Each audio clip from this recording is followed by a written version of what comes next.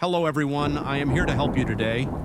I know you use this video to fall asleep, so before that, like the video and subscribe to the channel. Also, where are you from and what time are you watching? Now get comfortable and relax. I still remember the first time I stepped into that building at night. It felt ordinary.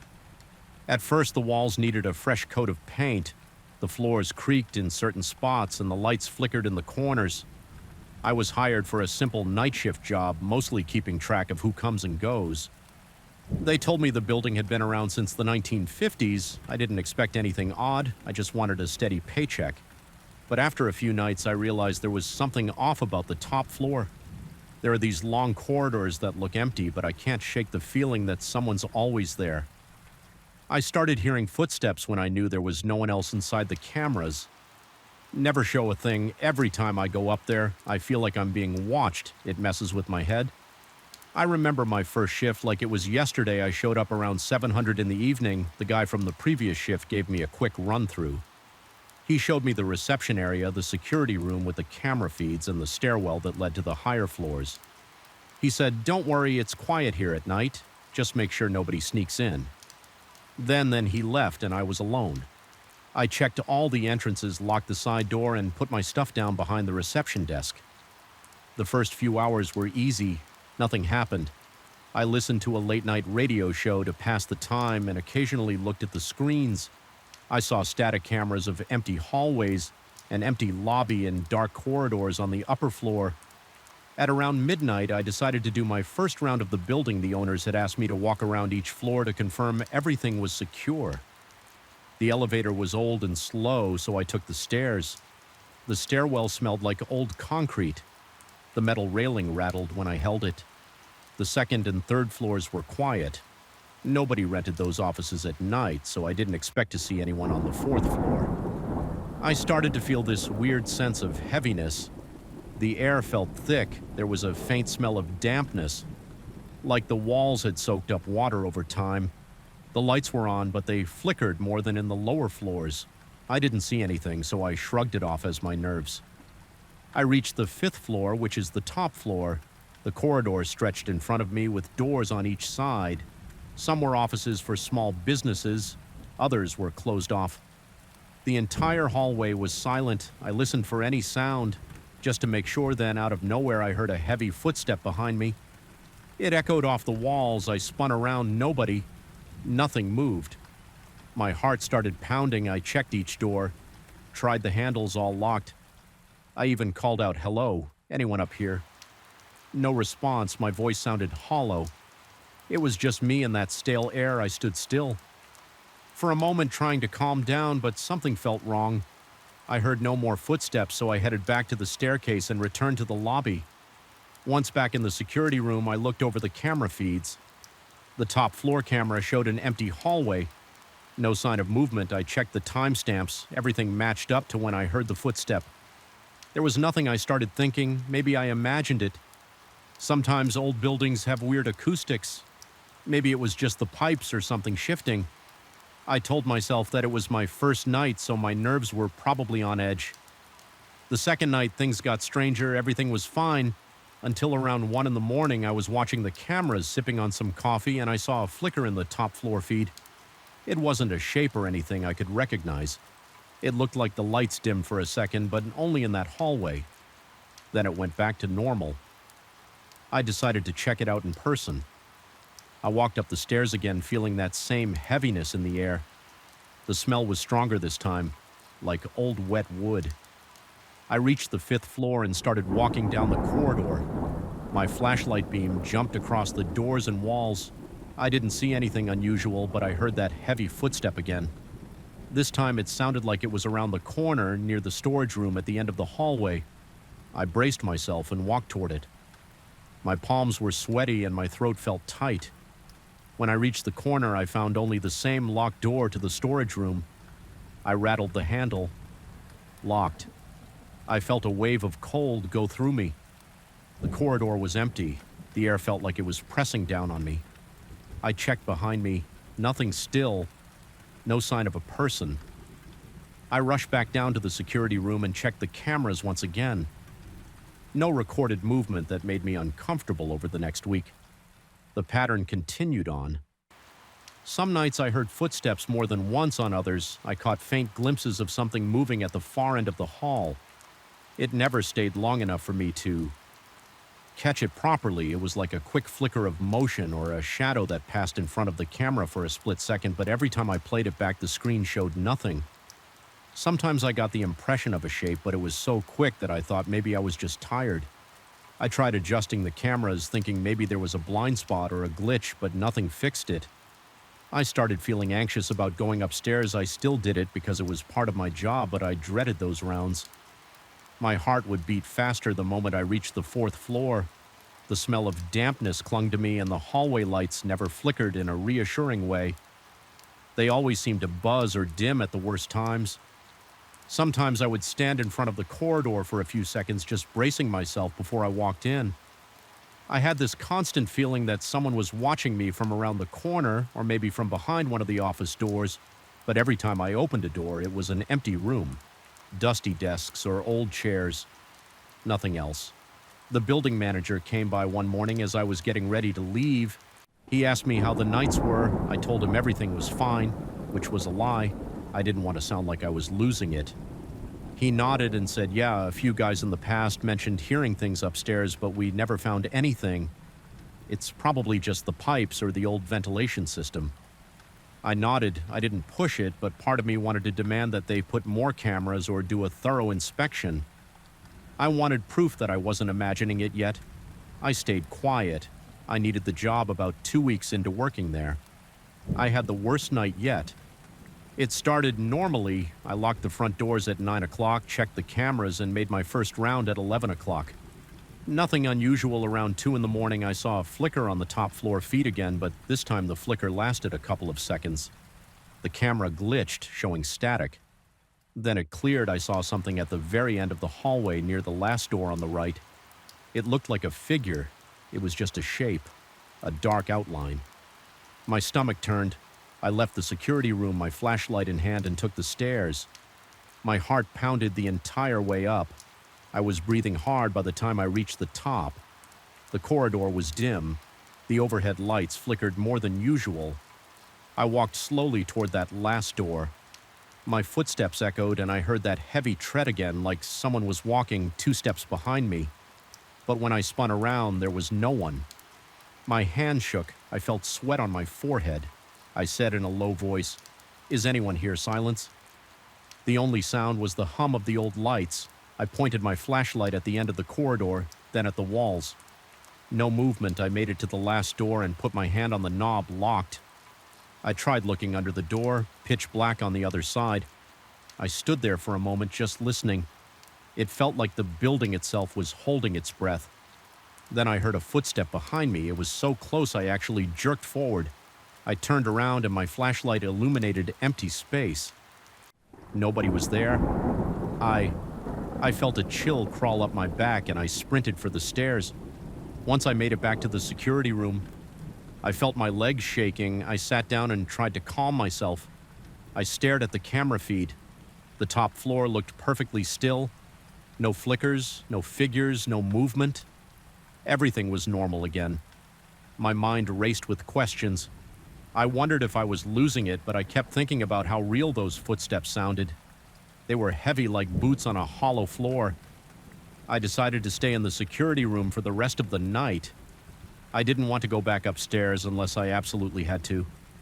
My routine shifted after that. I still did the mandatory rounds, but I rushed them. I would climb the stairs, check the floors quickly, and then come right back down. I started hating the feeling of the stale air up there. It felt like it was pushing against me. Even the walls looked different. The paint was peeling in spots I hadn't noticed before. The hallway lights seemed dimmer each time I went up. I wondered if it was just my fear magnifying everything. I also noticed that my anxiety carried over into the rest of my life. I lost sleep during the day, worried about going back in at night. My stomach felt knotted all the time, but I kept showing up because I needed the money. One night I decided to try something different. I brought a small voice recorder from home. Thinking maybe I could capture the sound of those footsteps, I placed it in the top floor. Corridor around midnight. I hid it in a corner so it wouldn't be in plain sight. I pressed record and went back down to the security room around 2 in the morning. I saw another brief flicker on the camera feed. I made a note of the time. At the end of my shift around 5, I picked up the recorder and took it home. I played it back that morning for the first hour. There was nothing but silence and the faint hum of the lighting. Then around the 2-hour mark, I heard a clear sound, heavy footsteps. They started and stopped a few times like someone was pacing. Then it went quiet again, but I heard no voices, no doors, nothing else. It gave me chills. At least now I had some proof that something was happening in that corridor, but it also scared me even more. I thought about showing the manager, but I decided against it. I didn't want him to think I was trying to stir up trouble or that I was some paranoid guy with a tape recorder. So I kept it to myself the next few nights. The activity stayed consistent, heavy footsteps, flickers on the camera, that strong sense of being watched. Sometimes I caught a glimpse of a shape at the end of the hallway, but it never stayed long enough for me to see details. It felt like a slow torture. My heart raced every time I opened the stairwell door to head up there. 2 weeks ago, I had an experience that still makes my skin crawl. I was in the security room watching the feeds around 1 in the morning. The top floor camera started to flicker again, but this time it didn't just glitch out.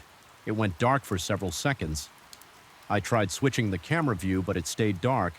Then it came back online and I saw the corridor standing at the far end near the last door. There was a person-shaped outline. It was too dark to see any features. It wasn't moving. It just stood there facing the camera. My heart slammed in my chest. I got up ready to go upstairs, but then the figure disappeared and the camera feed returned to normal. I grabbed my flashlight and ran for the stairs. My hands were shaking so bad I almost dropped my key ring. When I reached the 5th floor, the corridor was empty. The lights buzzed overhead. The door at the end of the hall was locked like always. I checked every corner, every small closet, and each office. Nothing. The air smelled stale and damp, the same as every other night. I felt queasy. I left as fast as I could after that.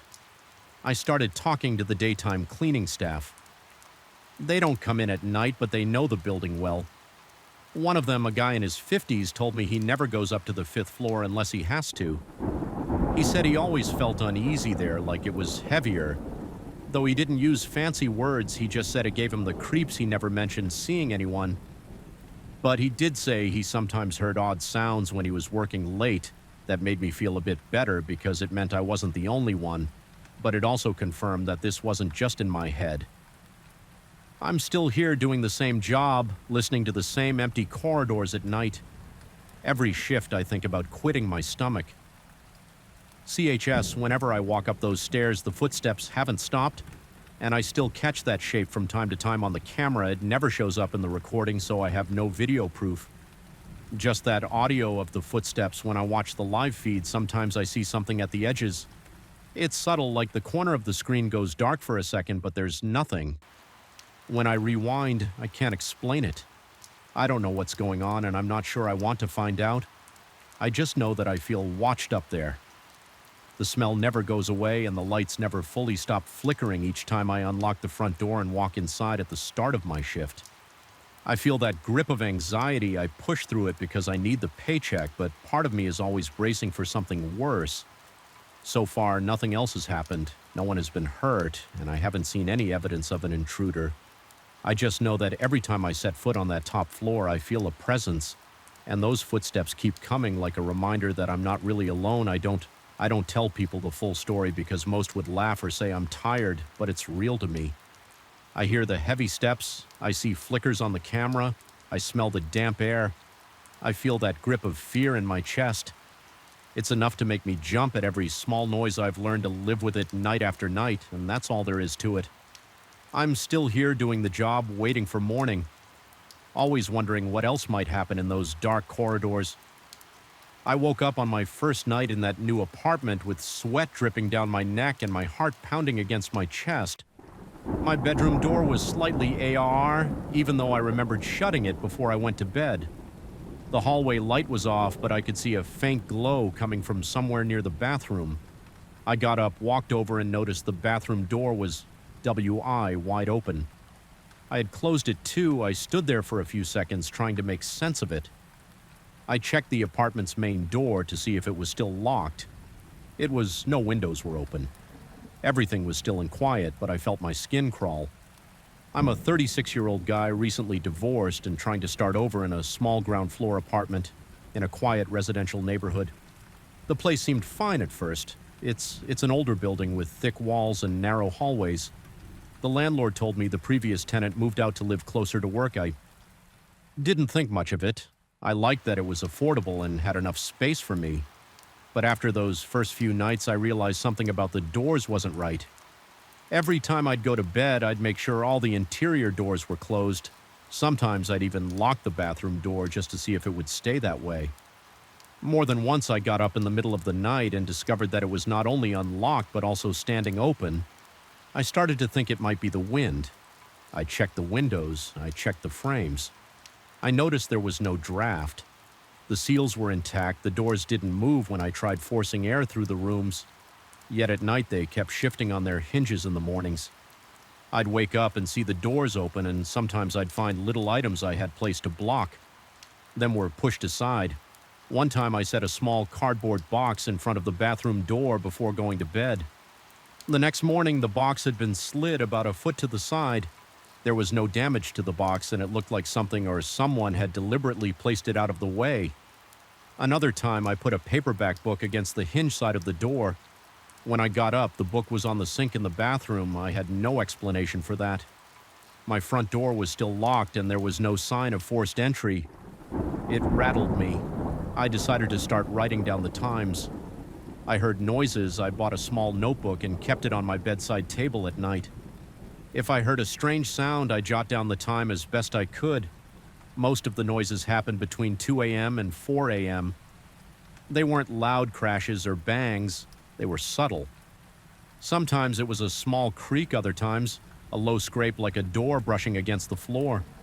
Occasionally I'd hear a faint click like a latch moving. I'd sit up, turn on my lamp, and feel my pulse racing.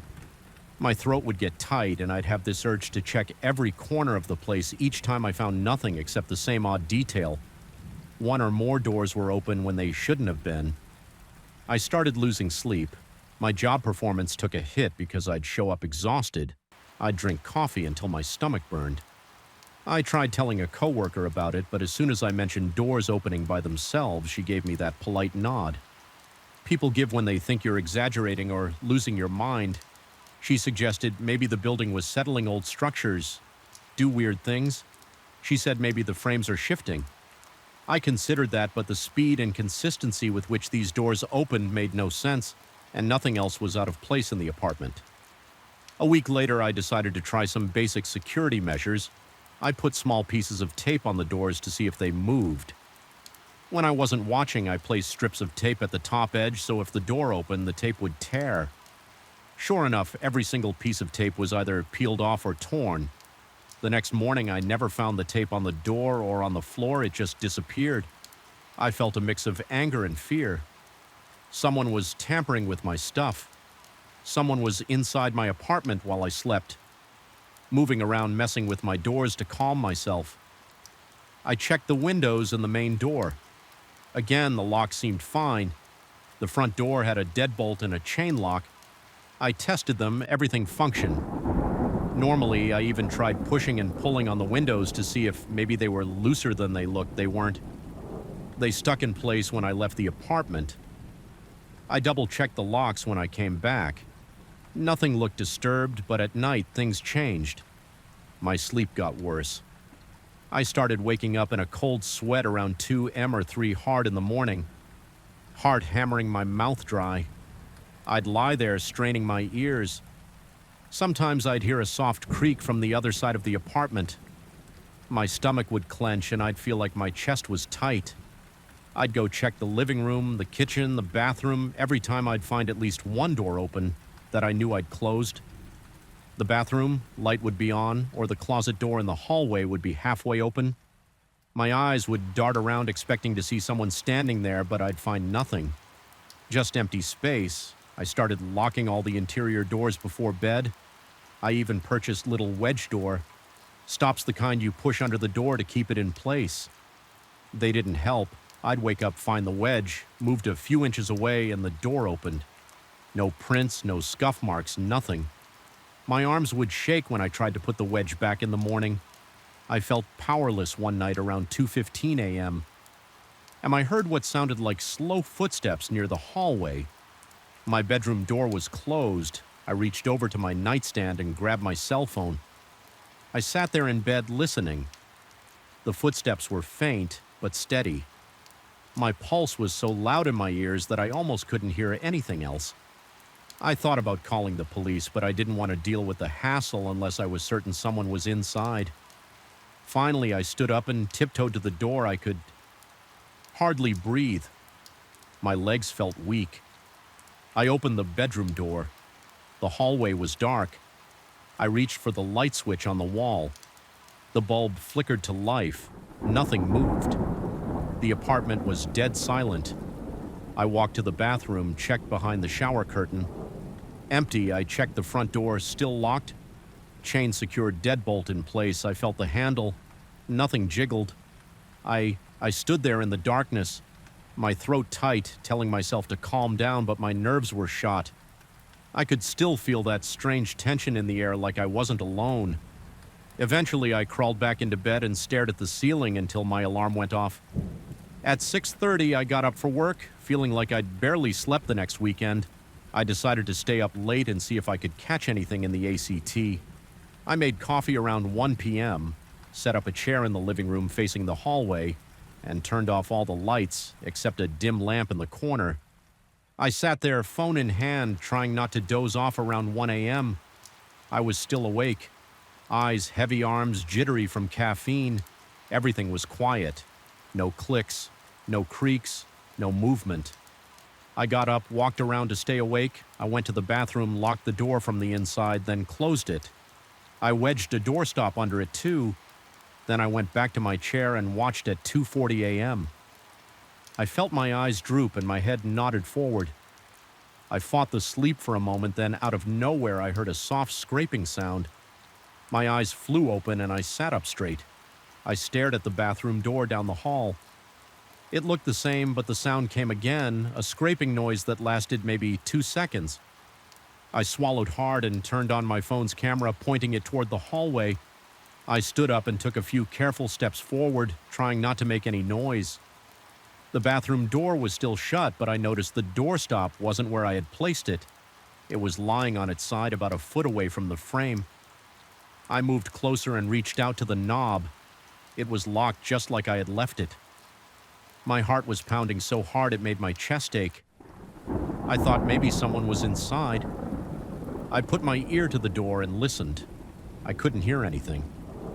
After a few seconds, I slid the lock open and turned the knob.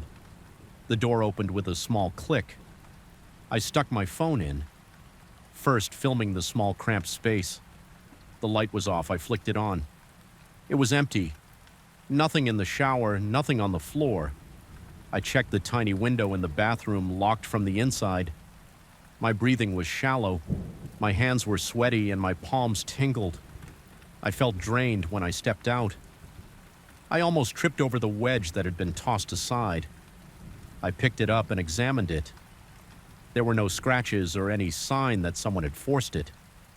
It looked like it had just been placed there that night. I barely slept the next day. I went to a home improvement store and bought a cheap motion-activated camera. I set it up in the hallway, aimed at the bathroom door and the bedroom door. I tested it a few times, walking back and forth to see if the sensor triggered it. Worked fine. I left it running overnight. When I woke up the following morning, the camera was off. I checked the batteries. They were still good. The power switch had been turned to the off position. I replayed the footage. I had it ended at 2:13 a.m. I watched the last recorded clip. It showed me walking down the hallway at around 1:58. Then the camera caught about 15 minutes of stillness. The final frame showed the bathroom door still closed, and then the recording just stopped the next. Clips were blank. I stared at that last frame for a while. There was no shape, no figure, nothing that explained why the switch had changed positions. I stopped feeling safe in my own place. I'd lie in bed anticipating the sound of hinges or the click of a latch. I'd tense up my stomach, twisting into knots. My jaw would clench if I heard even the slightest noise. My heart would skip. One night, I dreamt that I saw someone standing in the doorway, but when I woke up, the door was shut. The confusion and stress were wearing me down. Work became a fog. My boss asked if I was okay. I said I wasn't sleeping well. He didn't push for details, and I was relieved. Another time, I tried leaving all the doors open in the evening just to see if it changed anything. I ate dinner, watched some TV, and then dozed off on the couch around 3 a.m. I woke up with a STI stiff neck. The lights were off, and I didn't remember turning them off. The bathroom door was closed. The bedroom door was closed. The closet door in the hallway was halfway shut. I got to my feet and turned the living room lights back on. My heart was thumping again, and I was breathing fast. I checked my phone to see if maybe the power went out, but the phone was charging normally. No sign of a power outage. I realized I was shaking a little. I started wondering if I was sleepwalking. I tried setting up the camera again, double-checking that the switch was fully in the on position and making sure the batteries were fresh. I let it run while I tried to sleep. The next morning, the camera was still on, but the memory card was missing. I looked everywhere on the floor, under furniture in the hallway, but it was gone. I felt an emptiness in my stomach that made me want to throw up. Somebody had taken it, or something was messing with me in ways I couldn't explain. I hated being there. I dreaded nighttime. I dreaded the creak of a door. A few days later, I decided I had to leave. I gave my landlord notice that I would move out at the end of the month. I didn't want to argue about the deposit. I just needed to get away from that place. I spent the last night sleeping with the lights on, feeling anxious and half awake. The doors still opened on their own, and I still heard soft creaks in the middle of the night. My attempts to block them never worked. The next day, they were always open, and any items I used as barriers were moved. I never caught anyone in the act, and the locks never showed any sign of tampering. I can't explain it, but that's the story. No broken doors, no forced entries, just a lot of missing tape, a moved wedge, and a sense of being watched by the time I started packing. I felt a cold knot in my stomach every time I came home. I kept hearing those soft scraping sounds and felt my pulse jump. Sometimes I'd sweat so much that I'd change shirts in the middle of the night. I just wanted out. I left that apartment 3 weeks ago. I'm staying at a friend's place now, and I'm sleeping normally again. I haven't experienced anything strange since I moved. I don't know if there's a logical explanation. I just know I couldn't stay there any longer. Those doors kept opening night after night, no matter what I did, and I never figured out who or what was causing it. All I know is that whenever I think about those nights, I can still feel that chill on my arms and remember the sound of those hinges squeaking in the dark. I don't scare easily, but there's one night I can't forget. I remember every detail like it just happened, and it still makes my stomach tighten whenever I think about it. I was on my usual late shift driving around a busy city that never really sleeps. At least that's what I used to believe that night, though. The streets felt emptier than usual. I had already taken a few rides. Nothing special, just the typical airport drop-offs and a few groups leaving bars around 2 Rice a.m. And I got a ride request from a spot on a long avenue with barely any lights. It was an odd place to wait, but I never questioned requests. I just drove to the P.N. When I got close to the pickup location, I saw a figure standing near a faded street lamp. The lamp flickered, and I couldn't make out his face. At first, he was alone. He didn't move much. He just stood there facing the street. As I rolled up, I noticed he was dressed in dark clothes, black jacket, black pants, no bright colors, no reflective stripes. He didn't flag me down or wave. He just stood with his head slightly angled toward the car. I pulled over, unlocked the doors, and said, "Hey, you, the one who requested a ride." He nodded. He didn't say a word. He opened the back door and slid in behind the passenger seat. He shut the door softly, not slamming it, not making any sudden moves. I usually greet new passengers, say something like, "How's your night?" or "Where are you headed?" But something about his silence made me hesitate. I caught his eyes in the rearview mirror. They were narrow, and he looked like he hadn't slept. There was a kind of intensity there that I didn't want to provoke. "Still, I tried a small greeting evening," I said. He nodded again, still not speaking. I glanced at the app. It showed a destination across the city near an older neighborhood. It would take at least 30 minutes. maybe more with the late-night road closures. I thought about turning on some music to cut the tension, but part of me wanted to hear everything in case he started talking. I felt uneasy. My mouth felt dry. I kept my right hand on the steering wheel and my left near my phone. I always mount it on the dashboard so I can follow the GPS that night. I was extra aware of where my phone was. He sat there staring. Straight ahead, a few minutes went by, and the only sounds I heard were the tires on the asphalt and the low hum of the engine. Then out of nowhere, he started muttering. I couldn't make out the words. They sounded disjointed, like he was talking to himself in a code or a language I didn't recognize. It was low at first, a whisper. I turned my head slightly and said, "Sorry, were you saying something?" He stopped. He looked at me through the rearview mirror. Our eyes met. I felt a jolt in my chest. He didn't answer. I kept driving. My skin felt prickly, like every hair on my arms was standing up. My heart pounded a little faster. I turned back to the road, focusing on the next intersection, the next traffic light. He went back to his low muttering, soft enough that I couldn't make out any real sentences. I tried to ignore it, but every few seconds his eyes would lock onto the mirror. He wasn't just glancing, he was staring directly into my reflection. I felt the muscles in my neck tighten. I reminded myself to stay calm. Keep going. Don't escalate anything about 10 minutes into the ride. Something weird happened with my phone. The GPS voice got garbled, then it cut out completely. The screen froze and the route disappeared. I tried to tap the screen, but it was unresponsive. "That's weird," I said out loud. Partly to him, partly to myself. I tried to check my signal, but it showed no bars that never happened on that avenue. I sighed, trying to keep my cool. "I'm going to try to reconnect," I said, more for my own comfort than his. He didn't respond. I glanced at the radio next, thinking I'd check the traffic updates or weather. The display was blank, no static, no music. It was just off like someone pulled the plug. I pressed the power button, turned the knob, nothing. I'm not superstitious, but a part of my mind started to race with thoughts about something unnatural going on. I pushed that aside. It's just a glitch. I told myself things break all the time, but my skin felt cold and my breath got shallow. I tried to focus on the road with the GPS dead. I had to rely on memory. I knew a basic route to the destination, but it was a tricky area full of one-way streets. Still, I kept going, hoping the phone would fix itself. The passenger stayed quiet except for occasional whispers. ISW followed hard. My throat felt tight. Then maybe 15 minutes later, the passenger spoke clearly for the first time. "Turn here." He said it wasn't a request. It sounded like an order. His voice was raspy, like he had a sore throat. There was a side street on my right, and I hesitated because it wasn't on my usual route, but I figured maybe he knew a shortcut, or maybe that was where he wanted to go. I turned the wheel. The street's tiara was dimly lit, and the lamps seemed fewer and farther apart. Some of them were out leaving patches of darkness. I drove slowly, trying to see where we were going. Houses with closed shutters and tall fences blurred past. He pointed ahead.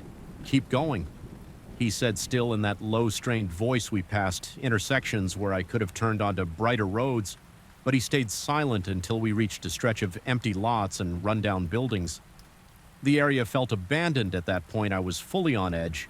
My fingertips tingled, and I kept my eyes darting between the passenger and the road. The heavy quiet around us pressed in on me. No cars, no pedestrians, no lights and windows. He leaned forward a bit, bringing his face closer to my seat. I heard him breathe. "Stop here," he said. His tone wasn't aggressive, but it was firm. It wasn't near any recognizable address. There was just a row of old street lamps. Half of them off the pavement was cracked.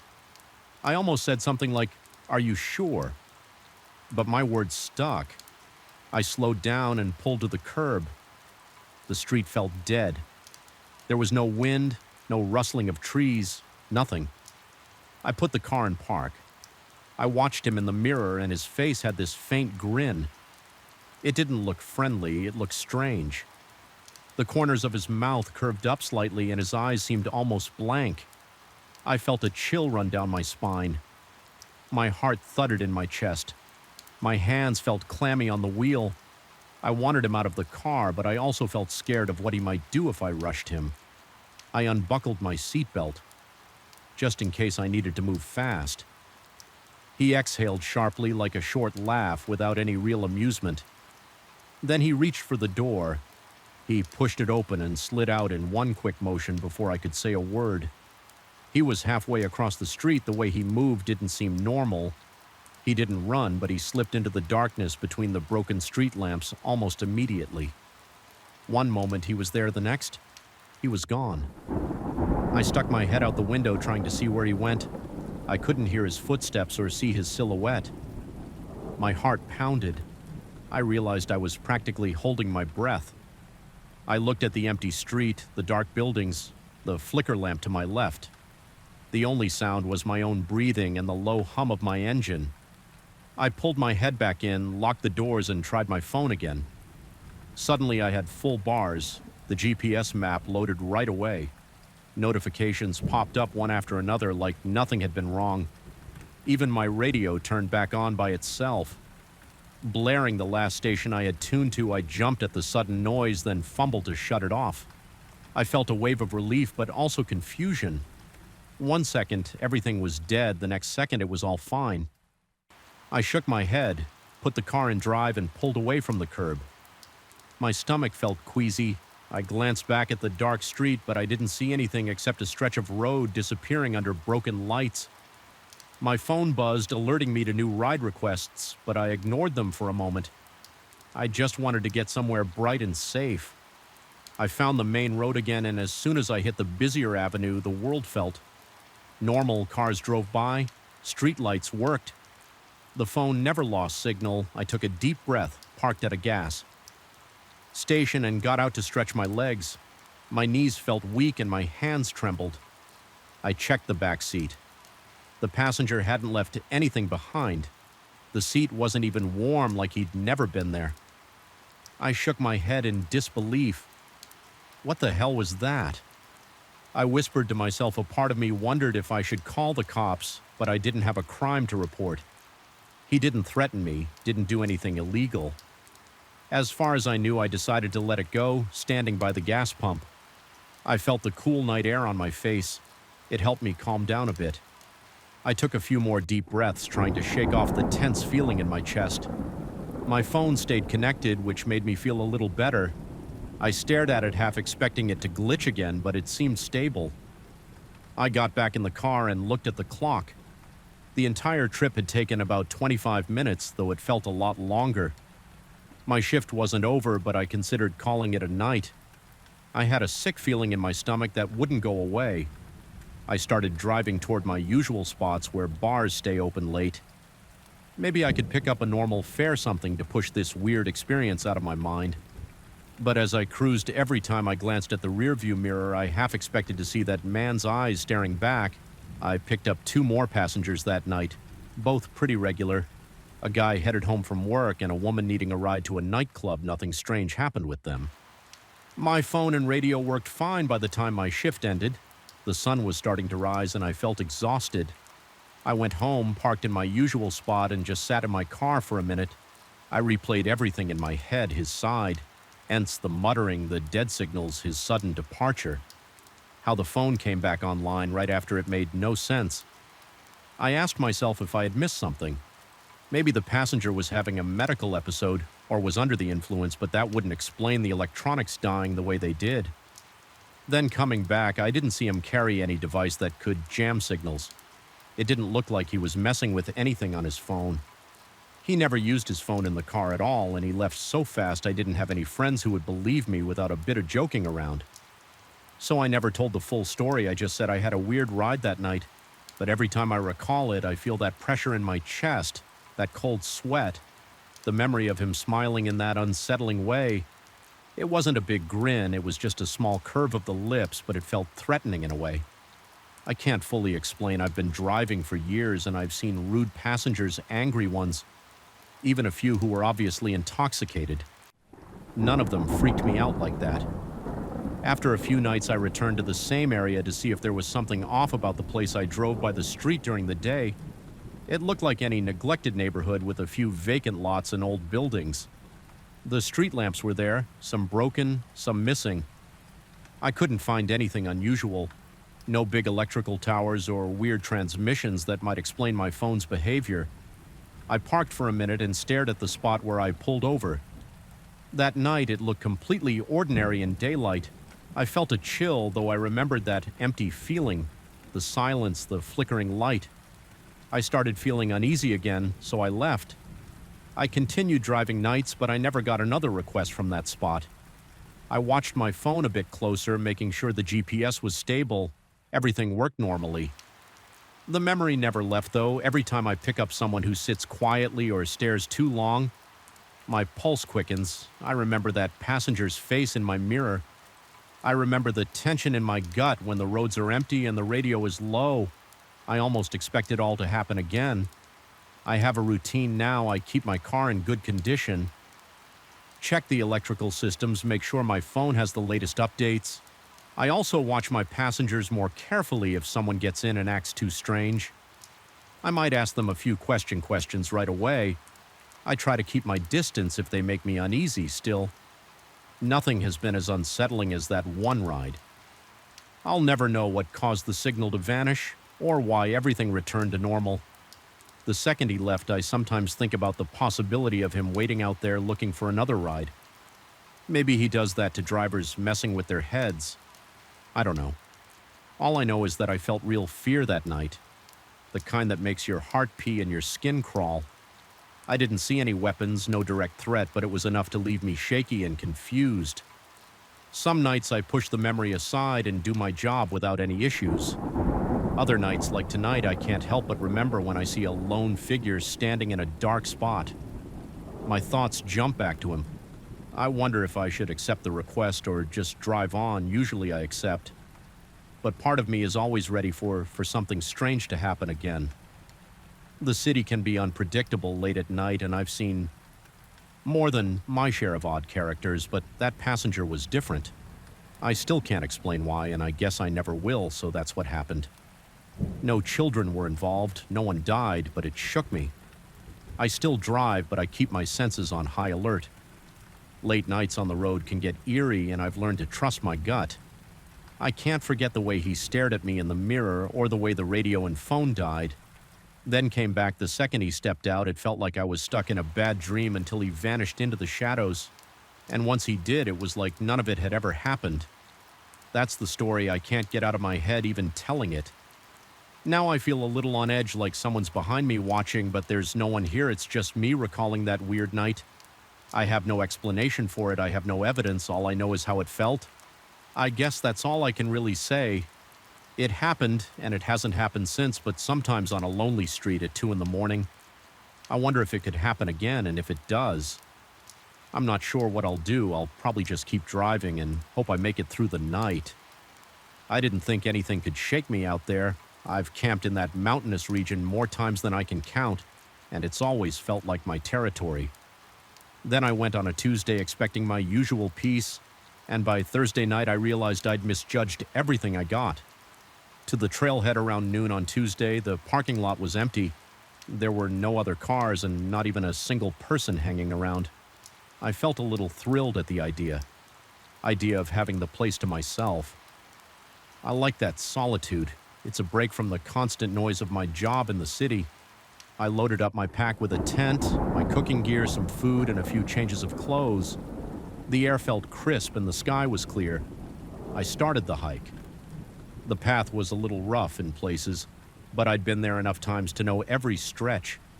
I noticed how quiet it was. I couldn't hear voices or music or anything that usually comes with other campers. Just my footsteps and the distant sounds of birds. My breathing became steady as I moved uphill, and I felt that usual rush of calm I get when I leave.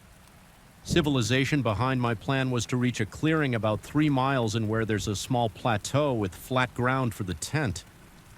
I got there by mid-afternoon. The place looked just like I remembered: some tall pines, a view of a nearby ridge, and a small circle of stones where people sometimes build their campfires.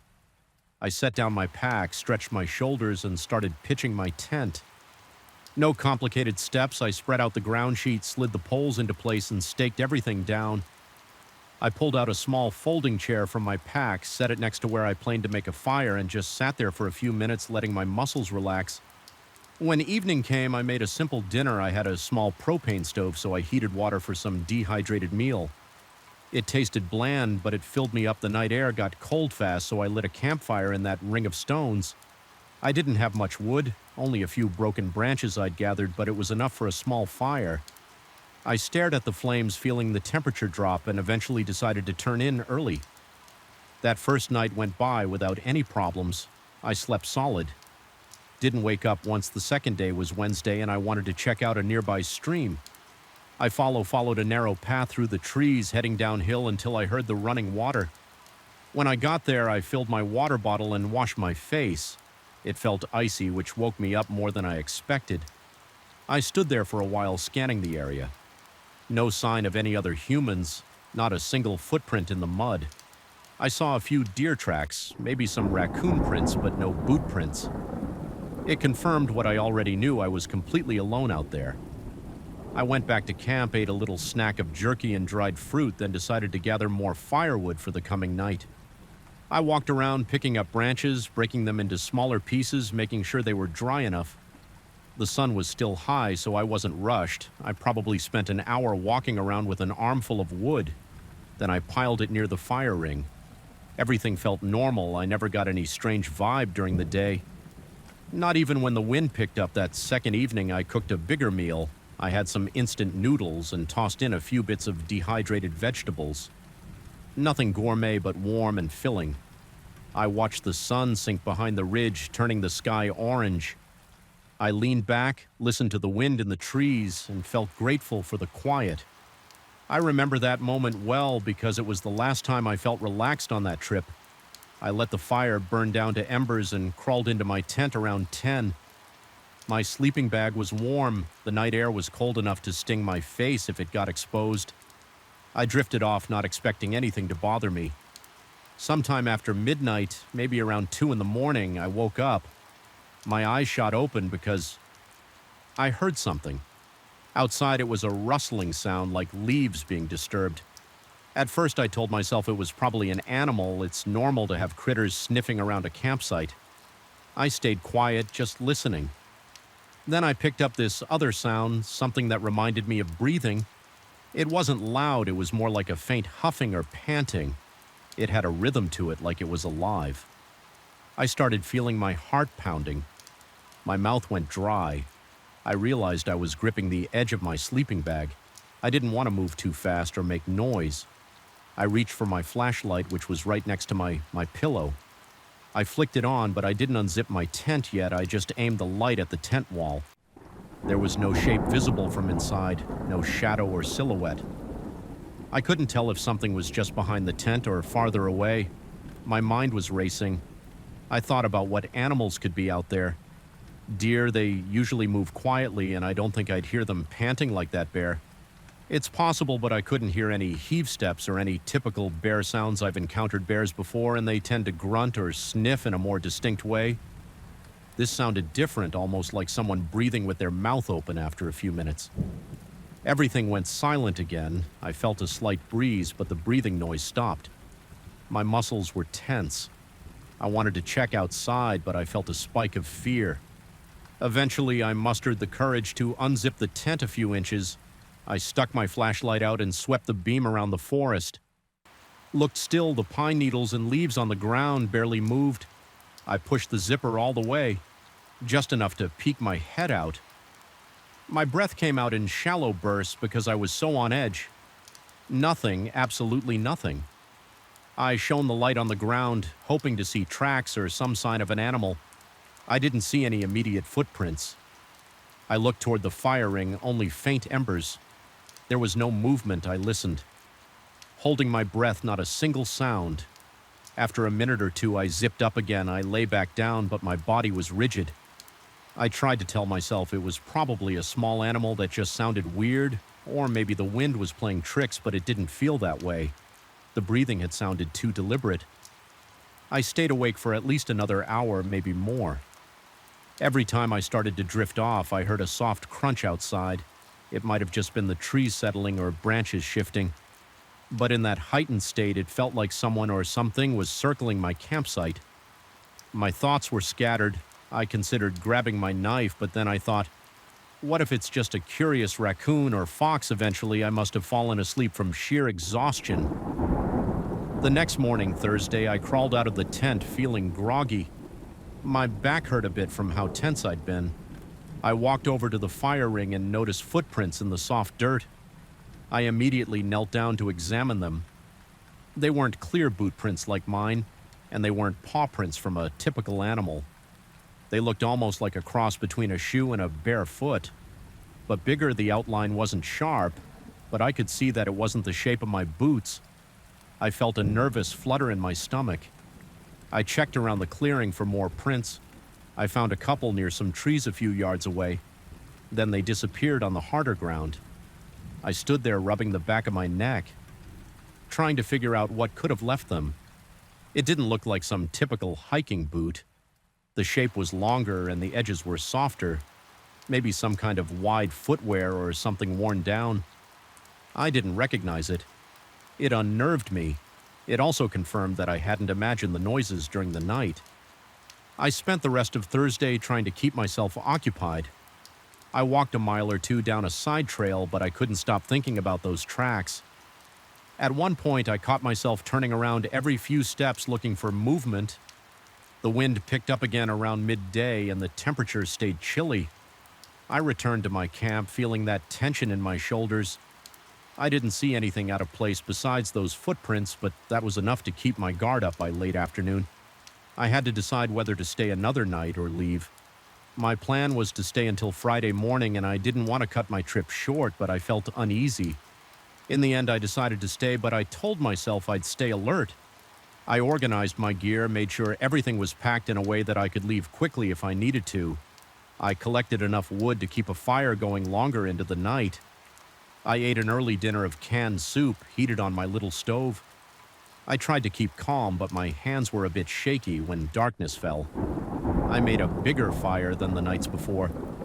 I sat close to it, occasionally glancing at the tree line. The shadows shifted with the flames. I didn't see anything move out there. The only sounds I heard were the crackle of the fire and the wind, but that memory of the breathing wouldn't leave my head at around 11. I added more wood to the fire, hoping the light would discourage any curious animals or other visitors. My mind kept going back to those strange footprints. I thought about possible explanations. Maybe someone was out here in old boots, or maybe a hunter had some unusual gear, but I hadn't seen a single person for days, and there were no cars parked anywhere near. Maybe someone came in from the other side of the mountain, but that seemed unlikely. Eventually, I got tired enough to crawl into my tent. This time I kept my flashlight in my hand and my knife was within arm's reach. I left the tent flap partially unzipped so I could see outside if needed. The glow from the fire illuminated a small patch of ground near my tent. I tried to convince myself that if anything or anyone walked close, I'd see them. I must have dozed off because the next thing I knew, I was jerking awake, feeling my heart hammer in my chest. It must have been around 2 o'clock in the morning again. The fire had died down to a weak glow and the clearing was mostly dark. My eyes struggled to adjust. I heard that same faint rustle. It sounded like leaves or needles being pushed around, then came the breathing. It was slow and it seemed closer than the night before. I held my breath, straining to listen. My thoughts were scattered and I felt my palms sweating. I realized I was clutching my flashlight with such force my hands started to hurt. My mind spun with different options. Should I shout? Should I jump out of the tent with the knife? Should I just wait quietly? I decided to try shining the flashlight through the partially open flap. With my finger on the switch, I clicked it on and aimed the beam outside for a split second. I thought I caught movement at the edge of the light, but by the time the flashlight was pointed there, nothing was visible. The breathing noise stopped. The rustling stopped. I swallowed hard, blinked to clear my eyes, and looked around. The ground looked empty. The tree line was pitch black.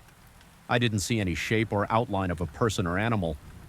My heart wouldn't slow down. I stayed there, scanning the darkness, waiting for another sound or movement. 5 minutes passed, maybe 10, and nothing else happened. Eventually, I told myself to lie back down. I didn't sleep the rest of the night. Every few minutes, I jolt up, shining the flashlight around, seeing nothing but the empty clearing. As soon as the faintest light of dawn appeared, I started packing. I didn't bother with breakfast. I stuffed my sleeping bag into my pack, took down the tent, and made sure I left no trash. My hands were stiff from the cold, and from tension, I looked around the campsite before leaving. The fire was out, the clearing was silent, and I saw no fresh prints that morning, but I felt that unsettling weight in my gut. I hiked out quickly. My mind kept replaying the nights I scanned the trees on either side of the trail, half expecting to see something or someone watching me. I never spotted anything out of the ordinary, though every sound I heard put me on edge. By the time I got back to the car, my body was sore from lack of proper sleep. Once I reached the car, I dumped my pack in the trunk and slammed it shut. I climbed into the driver's seat, locked the doors, and just sat there for a minute. My hands were shaking on the steering wheel, and I couldn't decide if I felt relief or lingering fear. I started the engine and pulled out of that empty parking lot, trying to calm my breathing. I didn't talk to anyone about it for a while. I just knew I wasn't in the right headspace to share the details. All I could do was replay the sound of those breaths and picture those strange footprints by my fire ring. I've gone camping since then, but I haven't gone back to that particular spot. Part of me wants to know what I heard, what left those prints. Another part of me wants to forget it altogether. That night taught me that sometimes even in the places you think you know best, you can discover something you're not prepared to face. I never imagined that volunteering for a night shift at a small museum could make me lose sleep. It was supposed to be a straightforward job. Walk around a few galleries, turn off some lights, lock up and leave. But something in that museum changed my routine. Now I feel my pulse get faster just thinking about it. My name is Daniel. I'm 36 years old. I've been helping at this local historical museum for a few months. I started doing it because I needed extra experience in museum curation and security. The museum doesn't have a big staff, and they don't stay late once the last official employee clocks out. I walk through the exhibits with a checklist, make sure nothing is out of place, and turn off the lights. It's a small building, 3 main rooms, and a few side corridors with old portraits, documents, and artifacts. Most nights it's quiet. I can hear my own footsteps on the tile floor. I can hear the buzzing of the overhead lamps. I lock the doors, switch everything off, and leave. There is one piece in the museum. That makes me nervous. It's a mannequin inside a display case in the back gallery. It's dressed in a 19th century outfit. Something like a formal suit with a frilled shirt and a dark waistcoat. The mannequin is hum-sized with a blank face. There's a glass pane in front of it. The first time I saw it, I thought it was just another historical costume piece. I didn't expect anything unusual. But after a few weeks, I started noticing small things about its posture. One night, its left arm looked a bit raised compared to how it was the night before. Another night, it was angled at the elbow like it was bent inward. I wasn't sure if I was imagining these changes. I told myself I probably wasn't paying attention to the mannequin's exact pose. I thought maybe the staff had rearranged its arms. Then one night, something caught me off guard. I had just walked by the display and noted everything in my log.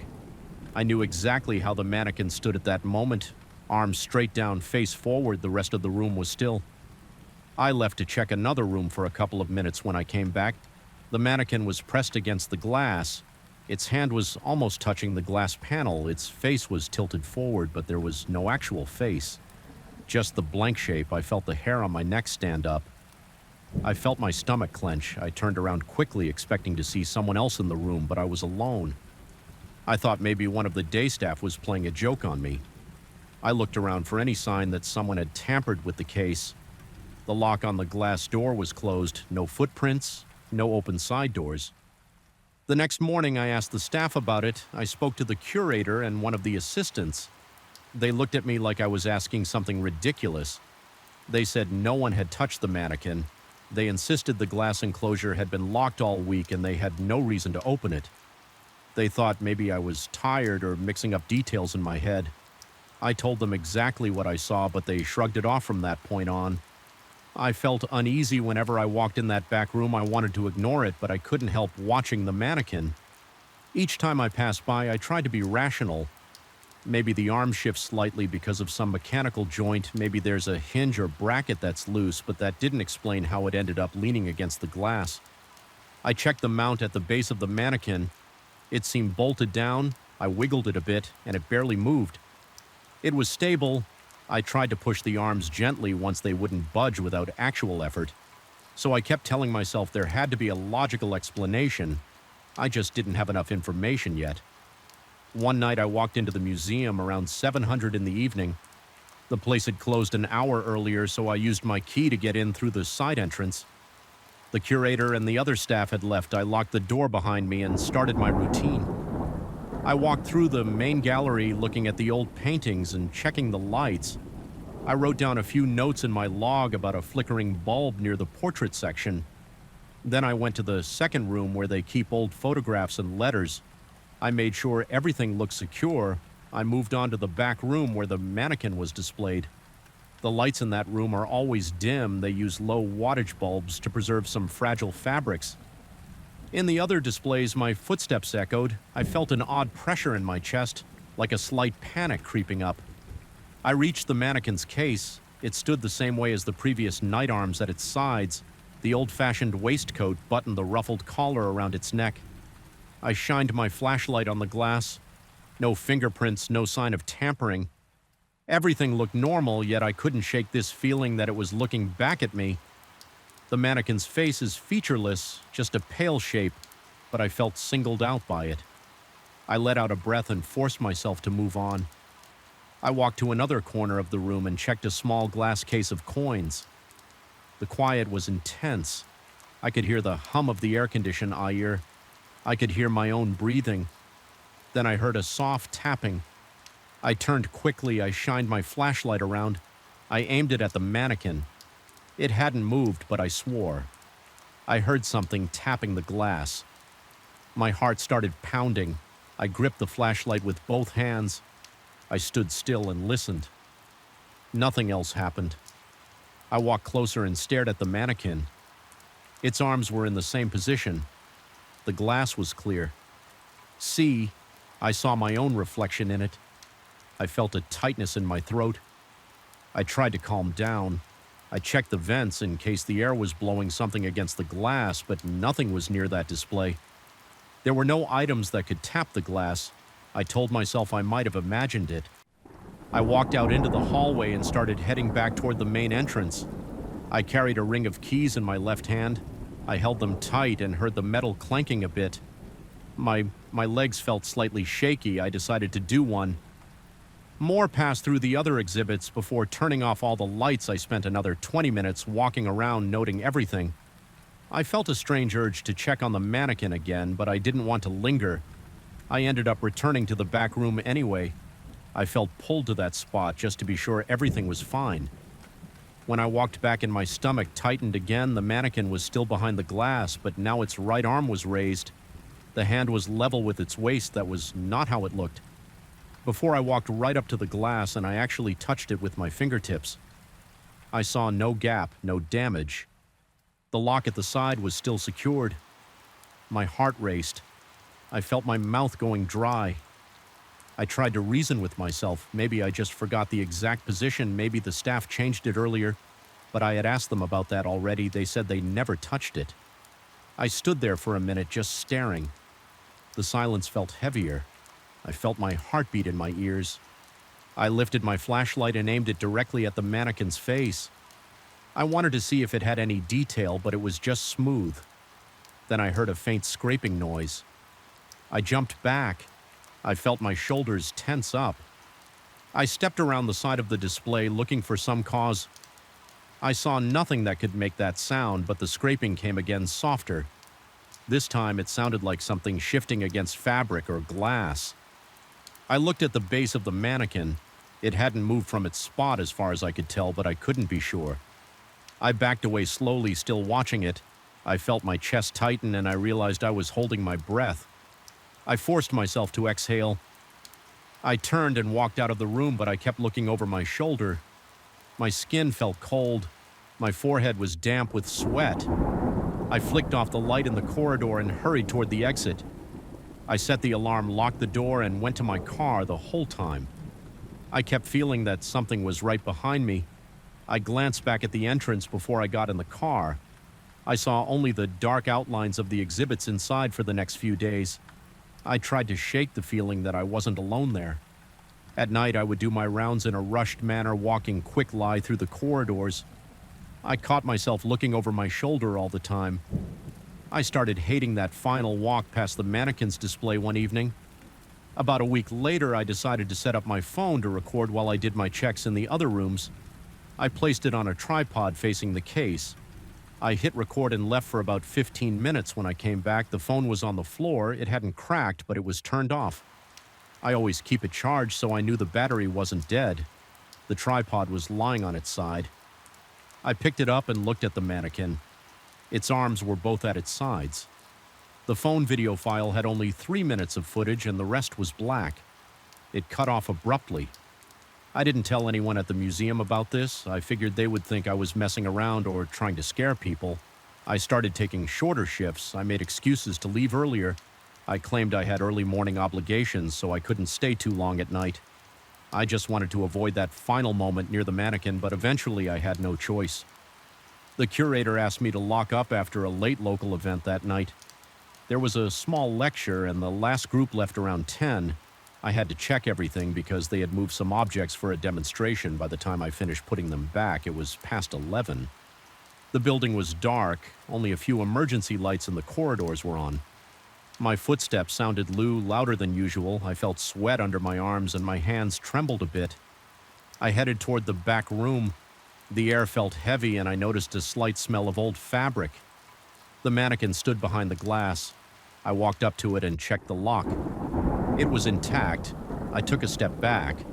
Then I heard a metallic click. It sounded like the lock being released. My chest got tight again. I shined my flashlight on the enclosure. The lock looked the same. I reached out and tested the case door. It didn't move. I let out a shaky breath. I finished the rest of my routine, but I couldn't stop thinking about that click. I went back to the front entrance, turned off the main lights, and punched in the alarm code on my way out. I passed by the corridor leading to the mannequin. One last time, I paused for a second, and I felt something like a faint presence behind me. My back tingled, and I glanced over my shoulder. Nothing was there. My heart was hammering, and my breath felt shallow. I left as fast as I could for the next few nights. I tried to act normal. I arrived, did my checks, tried to ignore the feeling of being watched, but each time I walked near that mannequin, I thought its arms were slightly different than the time before. Sometimes the right arm was bent.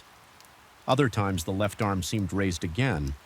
Occasionally it looked closer to the glass than it had been the previous day. I kept telling myself there had to be a physical explanation.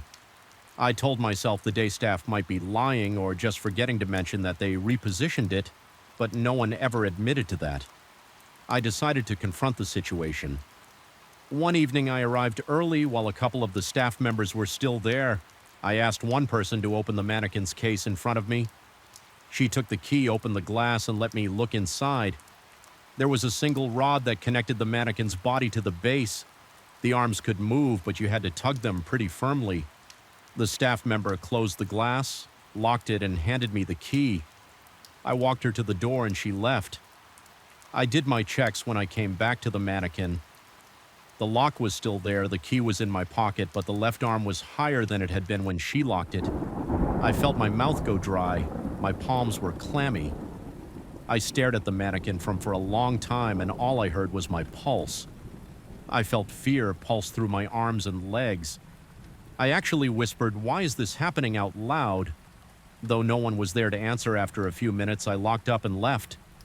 I started driving home and my hands were shaking on the steering wheel. I was sure I had witnessed something I couldn't explain. I got home, took a shower, and tried to forget about it, but my mind kept replaying the scene. I can't find a rational explanation. The staff has no motive to play a trick on me. The museum security system doesn't show any intruders, and the mannequin movements don't make sense. I'm supposed to continue volunteering because they still need help in the evenings, but my nerves are shot nowadays. I feel like there's an extra set of footsteps following me in that place. I check the reflection in any glass surface I pass by. I can't help it. I don't see anything unusual UAL most of the time. But on the nights when I look at the mannequin, I get the sense that it's leaning forward, almost straining against the glass like it wants to come out. I can't explain how or why, I just know. I can't shake this feeling of being watched. When I lock the front door at the end of my shift, I turn around to look down the corridor. Sometimes I see the faint outline of that figure in its case, and I feel sure it's looking right back at me. Then I rush to my car, feeling my entire body tense. I start the engine, my heart still pounding, and I drive off, wondering if I'll ever figure out what's really going on. I cut the engine in front of the first abandoned house. I saw the silence struck me right away. I heard no wind, no rustling leaves, no distant voices. It felt wrong. I checked my phone and saw 0 bars, which annoyed me, but I was there for pictures, so I grabbed my camera, locked the car, and stepped onto the dirt road. I'm a guy who likes quiet spots, but this felt different. The road looked cracked and uneven, with weeds pushing up through the gaps. Most of the buildings had chipped paint, a few had roofs that sagged. I saw some broken windows. I only noticed 2 houses that still had curtains in the windows. The rest looked empty. I walked over to a structure that used to be a store. The wooden sign above the door was faded to the point I could only guess it might have said General Store. At some point, I pulled out my camera and started snapping photos of the boarded-up door, the old boards, and the faint lettering. I took a few shots of the windows, focusing on how the glass had cracked in crooked lines. The building felt stuck in time. I stepped onto the porch. The wood creaked under my weight. My gut tensed. I listened for any movement inside, but heard nothing. I exhaled and moved around the porch, trying different angles for my pictures. Then I stepped back onto the road. As soon as my shoes hit the gravel again, I noticed a crunch behind me. It matched my steps. It startled me, so I turned around. No one stood there. I scanned both sides of the street. I saw no dogs, no people, nothing. I told myself. Maybe it was an echo of my footsteps bouncing off the buildings, but that didn't quite add up. Still, I didn't see anything, so I kept walking. I followed a slight bend in the road. The houses stood close together with the narrow gaps between them. I thought about shooting some photos of the alleyways. The walls were covered in peeling paint, and I liked the worn texture, so I turned into one of those gaps. It smelled damp, like mold. The space was narrow enough that my shoulders almost brushed the walls. When I shifted my weight, I crouched to get some low-angle shots of the boards and the debris on the ground. When I stood up, I heard that crunch again. It felt closer. Like whoever might have been behind me was right there, but the alley was empty. I stepped out of the alley fast. My heart pounded. My palms felt damp, and I wiped them on my jeans. I paused in the middle of the road, ready to call out. But I stayed quiet. If anyone was messing with me, I didn't want to give them the satisfaction of see me rattled. I continued walking, shooting more photos of the old houses and fences every time I put my camera down. I listened, but only silence. My shoulders twitched, though I couldn't relax.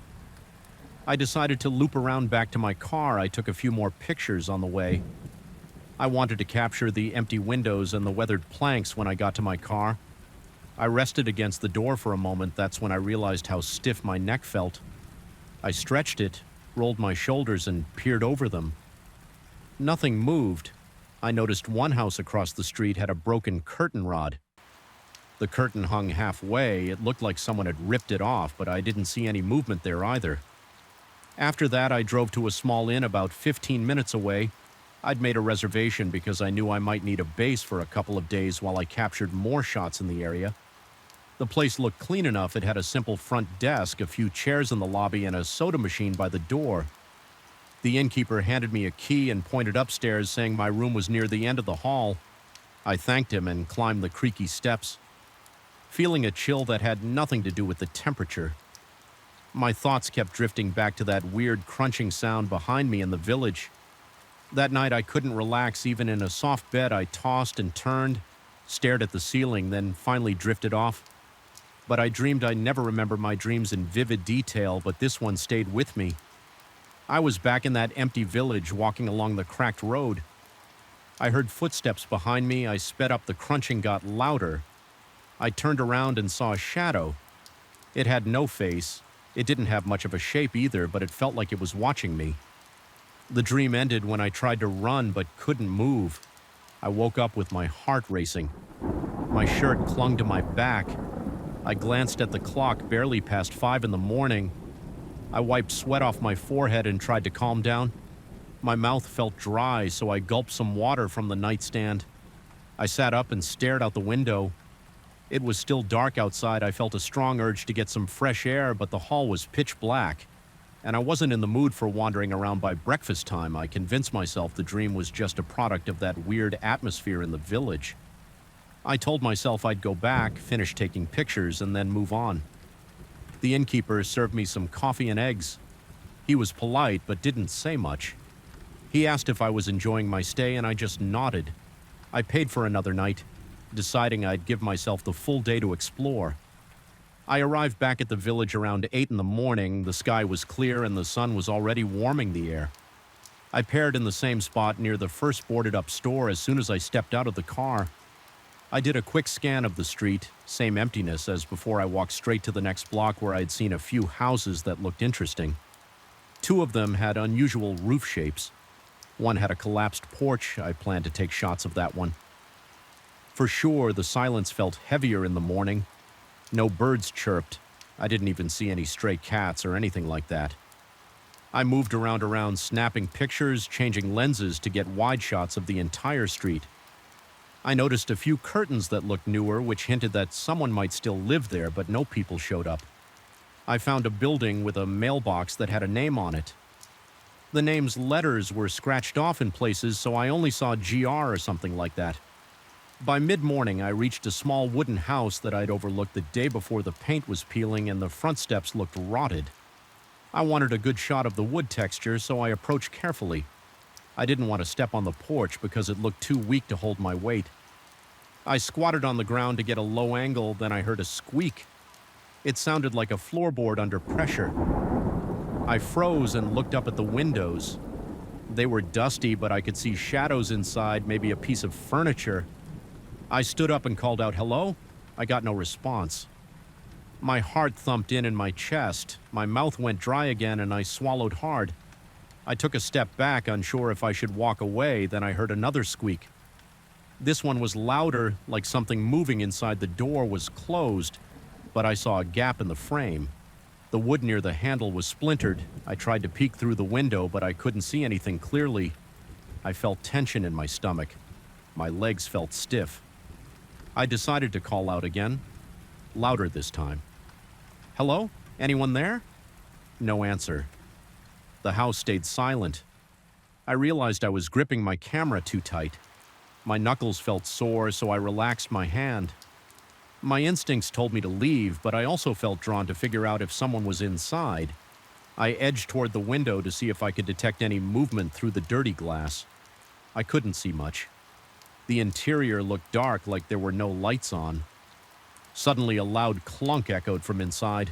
It sounded like something heavy landing on the floor. My chest tightened. I glanced at the door, debating whether to knock, but everything about the situation put me on edge. The boarded-up houses, the strange footsteps I'd heard, the dream I had, and now these noises inside a place that looked abandoned. My instinct screamed at me to step back. I felt a prickling sensation on the back of my neck, like something was about to happen. Nothing did. No one came out, and I didn't hear any voices, but I couldn't shake the feeling that someone or something was watching me from behind those dirty windows. I leaned forward to get one last look, then heard another squeak, sharper this time, like a board protesting. I jumped, my heart rate shot up, and my breath caught. I backed away from the porch, almost stumbling off the curb. I forced myself to keep walking down the street. I tried to focus on other houses, but I couldn't stop thinking about that noise. My eyes flicked back to that wooden house every few steps. At one point, I thought I saw the curtain in the side window shift. I stared for a few seconds, but it didn't move again. I wondered if it was just my imagination or a trick of the light. I decided I'd had enough for one day. I circled back to my car, still gripping my camera. I usually take my time, look for good angles and try to capture every detail, but I felt uneasy, so I hurried. My boots raised small clouds of dust on the gravel. My breathing was shallow, my hands felt shaky, which is unusual for me. I got in the car and locked the doors. I sat there for a moment, just breathing and staring at the steering wheel. My skin felt clammy and my pulse pounded in my ears. I started the engine, then noticed something in the rearview mirror. The street behind me was empty, but I thought I caught a glimpse of movement near the corner of a house. It could have been a curtain or maybe a shutter swaying in the breeze. I couldn't be sure. I turned my head to look through the back window, but I saw nothing. I shook my head and drove off on the drive back to the inn. I felt a tight knot in my gut. It was broad daylight, but I felt cornered by that village. It didn't make sense. Nobody confronted me. I hadn't seen any actual person or found any footprints that confirmed someone was stalking me, but the tension was real. My body reacted like I was in danger. Even my shoulder muscles ached. I drummed my fingers on the steering wheel, trying to calm down. I told myself I'd pack up tomorrow and leave the area behind. Once I reached the inn, I parked and sat in the car for a minute. My eyes felt drawn to the tree line behind the parking lot. I half expected to see a figure watching me from there, but everything was still. I forced out a long breath, then headed to my room. I locked the door behind me and placed my camera gear on the small table by the window. I kicked off my shoes, sat on the bed, and tried to relax. My heart was still pounding. The images of that wooden house played over and over in my mind. I grabbed my camera and flipped through the photos. I scanned each shot, looking for anything unusual.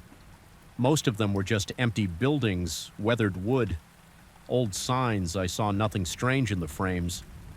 Then I paused, paid on one shot of that wooden house. I zoomed in on the window, but all I saw was dust and warped reflections. No silhouette, no shape, nothing yet. I couldn't shake the sense of being watched that night. I hardly slept. My dreams were muddled. Flashes of empty windows, squeaking floors, and crunchy gravel. I woke up a few times, sweating and disoriented. I ended up pacing the room, checking my phone, looking out the window, and sipping lukewarm water. Water I felt drained. I wanted to leave right away, but I told myself I could handle one more visit to gather the last set of shots in the morning. Part of me wanted to understand this place, even though everything about it made me uncomfortable. Morning came and I finished packing my bags before I headed out. I tossed them in the car, planning to leave straight from the village. The air felt cold when I arrived. No sunshine yet. It was cloudy, and the shadows made the buildings look even more decayed. I stepped out of the car and thought I heard a distant scraping sound. I paused, listened, but heard nothing else. My stomach felt tight again. I moved through the village one final time, taking photos at a faster pace than usual. I wanted a few extra shots of the collapsed porch, the alleyways, and maybe the mailbox with the scratched letters. I forced myself to approach that wooden house again, but I kept my distance. I tried to capture the peeling paint from across the road as I lined up the shot. I felt a sharp chill and my eyes started to water. I took a couple of photos and lowered my camera.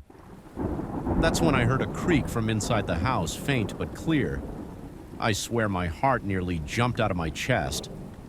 I stepped back, my camera hanging around my neck. My throat felt tight. I glanced around, but no other person was visible. The house gave no sign of life except that single noise. I heard nothing else. I swallowed hard, turned and walked toward my car. My legs felt heavy, but I tried to keep a steady pace. I didn't want to run. I reached the car, slid into the driver's seat, and locked the doors. I gripped the steering wheel until my knuckles turned white. I stared at the houses for a few seconds. I felt sure the entire place was watching me, even though I couldn't prove it. My skin tingled and my forehead was damp. My breath came in shallow bursts. I started the engine, pulled onto the main road, and left that village behind. I didn't look back for too long. My mind kept replaying the sounds, that crunch of gravel behind me, the floorboard squeak, and the heavy thump I'd heard inside the wooden house. It all rattled me in a way I hadn't felt before driving away. I told myself I'd never return. I don't know what was going on in that village. I don't know if it was just paranoia, but I do know my body reacted like I was not wanted there. My heart still pounds when I recall those moments of silence broken only by footsteps that didn't belong to me. I never shared the photos online. I kept them on my hard drive. Sometimes I open the folder and look through them. They're just images of old houses, broken windows, and empty streets. But when I see them, I feel tension in my gut. I remember every crackle of gravel, every squeak of wood, and every strange noise that echoed in the silence, and I can't shake the feeling that the village was alive and paying close attention.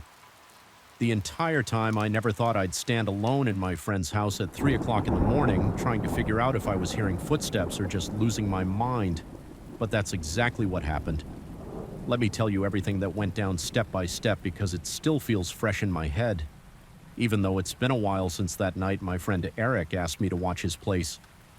While he went on a 2E trip, I'd done favors for him before, but never anything like this. This time he handed me a house key, showed me around, and explained how to arm and disarm his security system. The house was a simple 2-story place on a quiet street. The neighbors were pretty far off. There was a yard with a few trees, but nothing else that stood out. Eric told me I could sleep in the guest room upstairs, help myself to the food in the fridge, and basically treat the place like my own. He didn't make a big deal of it. He just said he appreciated my help.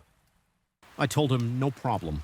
I'd never had a reason to distrust his house or suspect anything weird about it. It looked normal. It felt normal. I went in expecting 2 quiet weeks and a chance to catch up on some reading and gaming.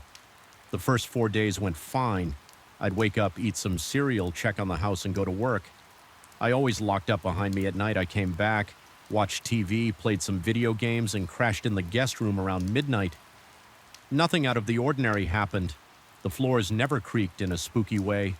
The lights never flickered. The alarm never went off for no reason. It was just a regular, uneventful few days. I even started to wonder why Eric needed a house sitter since everything seemed so easy to manage. Then on the 5th night, something changed. I remember it was around 2 in the morning. I'd gone to bed late again and I was in that half-asleep, half-awake state. All of a sudden I heard a noise. It was like a faint series of steps on the upstairs hallway. At first I thought it could be the house settling, or maybe I just imagined it, but after a few seconds the steps got a little louder, like someone was walking on the floor outside my room. My heartbeat kicked up, but I tried to stay calm. I listened closely. The footsteps seemed to move from one end of the hallway to the other. I told myself it could be the wind or some weird plumbing noise, even though it distinctly sounded like a person's steps. I got up, grabbed my phone for light, and walked to the door. My palms felt clammy. I unlocked the guest room door and looked out into the hallway. Nothing was there. I looked to the left and the right. It was dark, but I could make out the outline of the walls and the other doors. No movement. I stepped out and the floor gave a tiny creak which made my heart jump. I called out in a low voice, "Hello." I felt stupid for talking to no one, but I couldn't help it. Silence. I stood there for about a minute, maybe more, just waiting. I heard my own breathing and the faint hum of the air conditioner. I didn't see anything strange. I finally went back to my room, locked the door, and tried to get back to sleep. I didn't sleep well that night, but nothing else happened the next day. I brushed it off. Maybe I was tired, maybe I just had a dream. I went to work, came back in the evening, cooked some frozen pizza, and watched TV. I tried to convince myself there was some logical explanation, like maybe an animal got into the attic or something. I didn't check the attic, though. I just tried to go about my day. Normally. Night came again. I fell asleep around midnight then, at about the same time as the night before. 2, maybe 3 in the morning. I woke up to the same sound, footsteps this time. I froze in bed, my heart pounded. My skin felt cold. It was that same pattern of steps moving along the hallway, back and forth like someone pacing. I told myself I should check, but I didn't feel like opening the door again. I just lay there listening. My breath shallow after a minute or two, the sound stopped. I waited another few minutes, forced myself to relax, then eventually dozed off the next morning. I felt drained. I didn't know what the hell was going on, but I wasn't thrilled about it. On the seventh night, the alarm went off. That was around 1 in the morning. The piercing sound blasted through the house. I jumped out of bed, threw on some pants, and ran downstairs. My ears were ringing. The alarm panel by the front door said there was an internal motion trigger that meant something inside. The house had tripped the sensor. I turned off the alarm. I was sweating my chest tight. I did a quick sweep of the downstairs rooms with the flashlight on my phone. The kitchen looked normal. The living room was quiet. The study was empty. Nothing was out of place. I checked all the windows and doors. Everything was locked. I went upstairs and did the same. The bedrooms were in order. No broken windows, no signs of forced entry. It made no sense after that. I couldn't sleep. I sat in the living room with the lights on, feeling anxious. My body felt tense around 3 in the morning. I decided to check the hallway upstairs again. I'd been up and down already, but I wanted to see if maybe there was a drafting problem or a vent that could cause weird noises. I walked up there, shining my phone's light along the walls. The air felt really cold in that corridor. It was weird because the rest of the house felt normal. The thermostat said it was 75 degrees, so it didn't make sense. But the moment I stepped into the hallway, my skin broke out in goosebumps, and I could actually see my breath a little. When I exhaled, I felt the hair on the back of my neck stand up. It was such an unnatural chill. I couldn't come up with a good reason for it. I went back downstairs, double-checked the thermostat settings, and found everything in order. The AC was running normally. I didn't know how to explain the cold spot. Still, there was nothing more I could do, so I stayed in the living room, nodding off now and then. Until the sun came up, I thought about calling Eric to let him know, but I didn't want to freak him out. He was probably far away on some much-needed vacation. I figured I'd handle it over the next few nights. The footstep noises continued, always around 2 or 3 in the morning, sometimes louder, sometimes barely there twice. I turned on every light upstairs to catch some explanation, but I never saw anything. The corridor would still feel ice cold, and it got to a point where I dreaded going up there. After dark, my routine became this anxious pattern of locking myself in the guest room and trying to sleep through any strange sounds, but it was hard to ignore them. My nerves were shot. I'd watch TV in bed until I passed out from exhaustion. Then I'd wake up to footsteps and feel that familiar jolt of fear in my chest. I started to wonder if I should move out and tell Eric I got sick, but I didn't want to leave him hanging. I also felt like maybe I was just overreacting. The house never showed any signs of actual break-ins. Nothing was stolen or broken. Maybe I was dealing with faulty wiring or a glitch in the security system. Maybe the weird hallway temperature was just a rare AC issue, even though it didn't feel rational. I clung to those explanations. I told myself to make it through the 2 weeks and then go back to my normal life on the last night. I woke up around 2 in the morning again. My mouth was dry. My heart was racing before I even opened my eyes. I had this sense that something was off the air in the room, felt still and heavy. I sat up in bed, wiped the sweat from my forehead, and listened. Silence, no footsteps right then, but I couldn't shake the feeling that something was in the hallway. I stayed like that for a few minutes, just sitting in the dark, gripping the sheets. Then I heard a soft click from the door to my room. It sounded like the door latch releasing, like someone was pressing down on the handle from the outside. I froze, my mind started spinning. I tried to focus on the doorknob, but it was dark, and I could only see a vague shape. Then came a slow creaking noise. It was the sound of the door moving. My stomach twisted. It wasn't a fast swing, more like a gradual push. Maybe an inch or two. I saw a sliver of the hallway through the opening. I expected someone to peek in or something to happen, but it stayed half open. Just enough to confirm it had moved. My chest was pounding so hard it hurt. I got up quietly and switched on the table lamp. The door was definitely ajar. Even though I remembered locking it earlier, my hand was shaking when I reached for the handle. I yanked the door open. I looked into the hallway, shining the lamp's light around. It was empty. No one was there, but the air felt freezing, like standing in front of an open freezer. I could feel a slight breeze against my face, and I still couldn't see where it might be coming from. I fought the urge to yell or freak out. Instead, I backed away, grabbed my duffel bag, and started stuffing my clothes in it. I decided I was done as I packed. I could swear I heard something shifting in the hallway, like a footstep or a scrape on the floor, but it was faint. I tried to ignore it. My hands moved fast, throwing my things together in no real order. My chest felt tight and my breath came in quick bursts. My mind was on one track: get out of this house. I zipped up my bag, turned off the lamp, and walked out of the room. My body was tense as I stepped into the hallway. It was dark except for the small light from downstairs. I glanced left and right, still seeing nothing, but that cold feeling was intense, like a chill seeping into my bones. My neck tingled. I hurried to the stairs and made my way down, gripping the banister so I wouldn't trip in my rush. I reached the front door, disarmed the alarm, and stepped outside. The moment I got onto the porch, I felt my whole body relax a bit. The night air was warm, a sharp contrast to that icy hallway.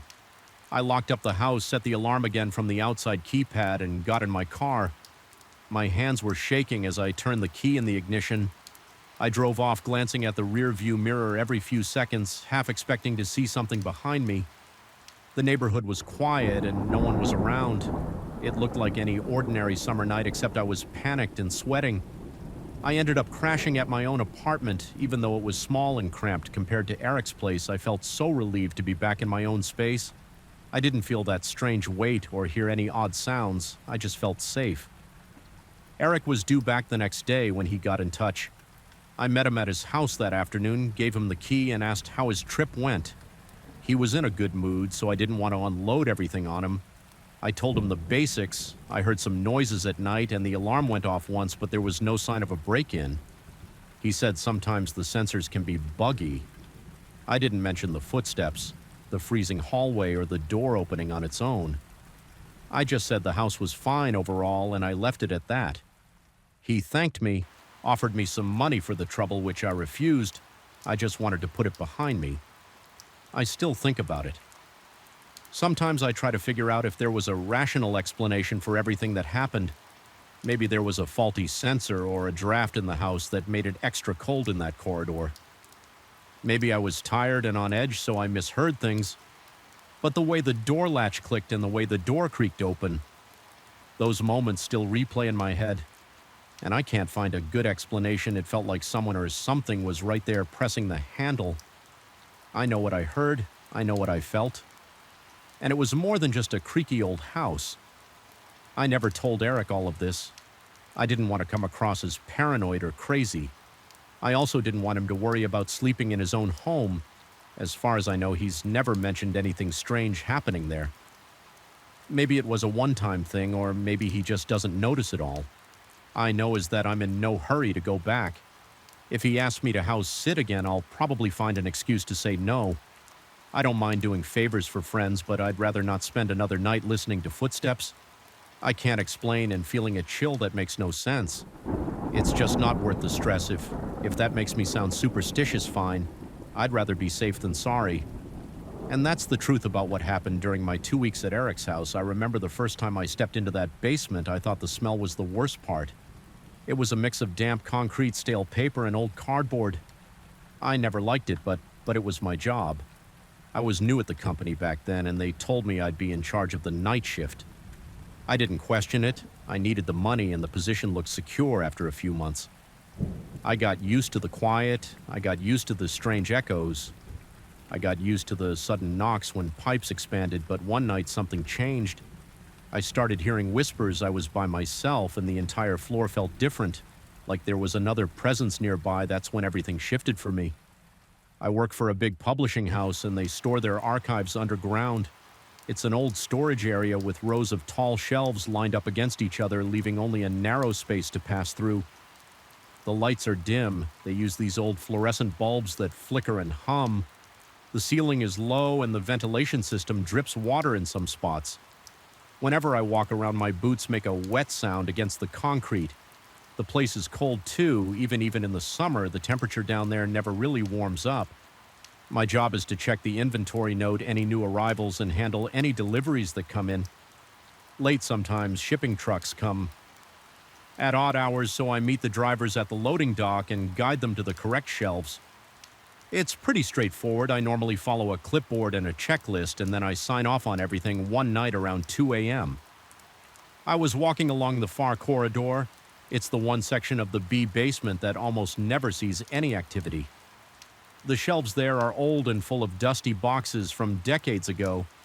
I remember the flickering bulb overhead. It kept buzzing louder than usual. I stopped to write down some box numbers, then I heard a whisper. At first I thought my ears were playing tricks on me. I turned around and aimed my flashlight at the shelves. There was nothing. I stood there listening. It was that kind of soft hissing sound that you can't quite make out, like a voice that's just out of range. My shoulders got tense, my stomach tightened. I wasn't sure if I should say something. I finally asked, "Hello? Anybody here?" No answer, just the constant hum from the lights. I told myself it was probably a water pipe or the wind from the ventilation, but the sound felt too clear. It sounded like a person. I felt the hairs on the back of my neck stand up. I walked a little farther, and the whisper seemed to move with me. It was like it was retreating down the corridor. Every step I took, it seemed to stay ahead of me. I was holding my breath without realizing it. When I reached the end of the corridor, it was just a plain concrete wall, no exits, no doors. I looked around, shining my flashlight on the floor, on the shelves, and up at the ceiling. There was nothing, but I still felt that tightness in my chest. I felt a rush of relief when I heard the service elevator ding. I figured maybe it was the cleaning crew or one of the security guys, so I hurried back, but I didn't see anyone. The elevator doors were open and it was empty. The control panel had that faint glow. My flashlight started to feel heavy in my hand. I don't like admitting that I was nervous, but I was in that basement by myself, and there was no reason for the elevator to have opened without someone calling it. Still, I tried to brush it off. Sometimes the elevator acts up. It's old. The buttons stick mechanical. Glitches happen. I told myself that and went back to my checklist. The rest of that night went by slowly. I stayed near my desk in the corner of the basement where there's a phone and a computer. I kept glancing around, checking the shadows between the shelves. My mind kept replaying the whisper, but I tried to stay focused on my tasks around 5 a.m. The shift ended and I went upstairs. I reported nothing unusual because I didn't want to sound crazy. I told myself it was just a weird moment, maybe the echo of something from the ventilation. I went home and tried to forget about it. Over the next few nights, I started hearing more sounds. They weren't always whispers. Sometimes it was like faint footsteps behind the shelves. Sometimes it was like someone dragging a box. Other times it sounded like a soft scraping on the floor. Every time I checked, I found nothing. The corridor would be empty and everything would look the same as before. I kept thinking that maybe I'd find a pile of boxes tipped over or a tool left by the maintenance crew, but I never did. Everything was always in its proper place. At least as far as I could see, my body started reacting more intensely. My heart would race at the slightest noise. My hands would sweat. My legs felt weak. When I walked down the tight aisles, I'd get a cold sensation in my chest whenever I had to enter that far corridor. At one point, I considered leaving my job, but I couldn't do it. I needed the income, and it wasn't like I had another position lined up, so I told myself to handle it. I told myself it was probably my imagination or maybe something caused by lack of sleep one night. I decided to do a thorough check of the entire area from front to back. I wanted to get rid of that anxious feeling. I grabbed a bigger flashlight from the supply closet and set out to inspect every shelf, every row, and every corner. I started near the loading dock and worked my way toward the far corridor. I scanned the floors for anything unusual. I checked the boxes for tampering. I listened carefully for any voices or scraping noises. At first, everything seemed normal. The smell of damp cardboard was strong, but that was standard. I saw a few silverfish scuttling away from the light, but that was also common in a basement full of old paper. I heard the usual drip of water from a broken pipe in the ceiling. Nothing seemed out of the ordinary, but when I got to the far corridor again, I noticed something on the floor. It was a single smudge, like a dark streak. It wasn't large, but it looked fresh. I knelt down and touched it. It felt sticky. I couldn't tell if it was oil or something else. It didn't smell like anything familiar. I shined my FL flashlight around to see if there were more streaks, but that was the only one. It was positioned right in front of the last shelf on the left side. I moved the flashlight over the shelf looking for spills or damage. Nothing. I felt an urge to pull out some boxes and check behind them. I had this idea that maybe something had leaked, but all the boxes were sealed and dry. I didn't want to open them without cause, so I made a note on my clipboard about the sticky spot. I heard a sound behind me. It was like a footstep, just one. I shot upright and spun around. Nothing. I felt my pulse hammering. My temples started throbbing. The corridor was empty. I stood still, trying to hear anything else. My breathing was fast, and I could feel the muscles in my shoulders tightening. I whispered, "Is anyone here then?" I realized my voice was shaking. No response, just the quiet hum of the lights. I looked at the end of the corridor, at that blank wall. I felt this intense pressure in my chest, like I was stuck in a tight space. I backed away from the wall and started walking back to the main area. My legs felt heavy. My mind was racing with questions. Was I losing? It was someone messing with me. I made it back to my desk. My cheeks were warm and my throat felt dry. I picked up the phone and thought about calling security, but then I stopped. What would I say that I heard a weird noise and saw a sticky spot? They'd send a guard who'd just walk around for a few minutes and find nothing. I forced myself to calm down. I poured a cup of water from the cooler. I leaned against the desk. Taking slow breaths, I told myself it was probably a maintenance issue. Maybe someone had spilled something and didn't report it. The rest of the night was quiet, though I kept looking over my shoulder. After a few more days, the occurrences got more frequent. I heard whispers or faint footsteps at least once a night. Sometimes the lights flickered in one section while everywhere else stayed normal. My body felt tense the entire shift. My shoulders ached from staying rigid. I jumped at every little creak. One evening, I got a late delivery around midnight. I remember feeling relieved to have some human company. The driver was a tall guy wearing a thick jacket, and he looked tired. I helped him unload a few boxes of manuscripts. We took them down on the freight elevator and placed them in the designated area close to my desk. He noticed how quiet it was and said, "You work here alone at night?" I nodded and told him it was part of my job. He shook his head and said he didn't envy me. Then he left and I was alone again. The entire place felt colder after he left. I decided to keep busy with filing tasks. I kept hearing small noises like something tapping on wood. I tried to ignore it. My heart rate picked up again and I could feel sweat forming on my forehead. It was hard to concentrate around 3 a.m. I stepped away from my desk to check a row of shelves on the other side of the basement. My plan was to do one last inspection before finishing up.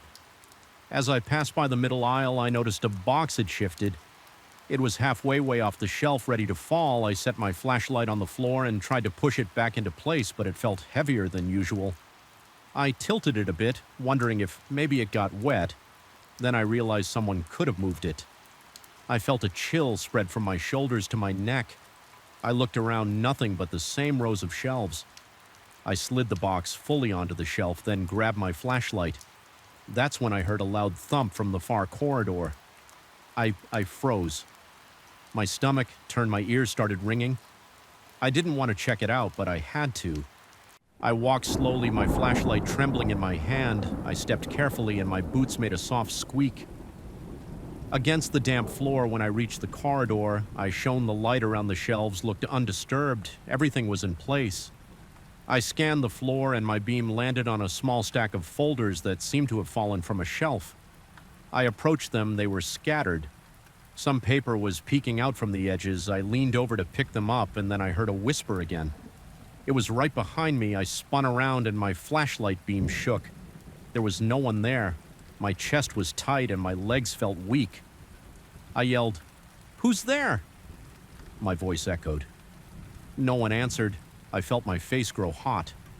My arms were shaky as I gathered the folders. I placed them back on the shelf. When I looked down, I saw that same kind of sticky residue on the floor near the wall. The spot was bigger this time, like something had dragged across the floor. It glistened under the flashlight. My nose twitched, trying to smell anything out of the ordinary. It just smelled like damp concrete and old paper. I didn't want to be there anymore. I wanted to get out, but my shift wasn't over. I left the corridor and rushed back to my desk. I didn't bother with the rest of the inspection for the next hour. I sat at my desk listening to every tiny sound. My body felt stiff, and my heart was still pounding. Every time I glanced at the elevator, I half expected it to open on its own again. I didn't even try to pretend I was calm. I felt the sweat soaking the back of my shirt.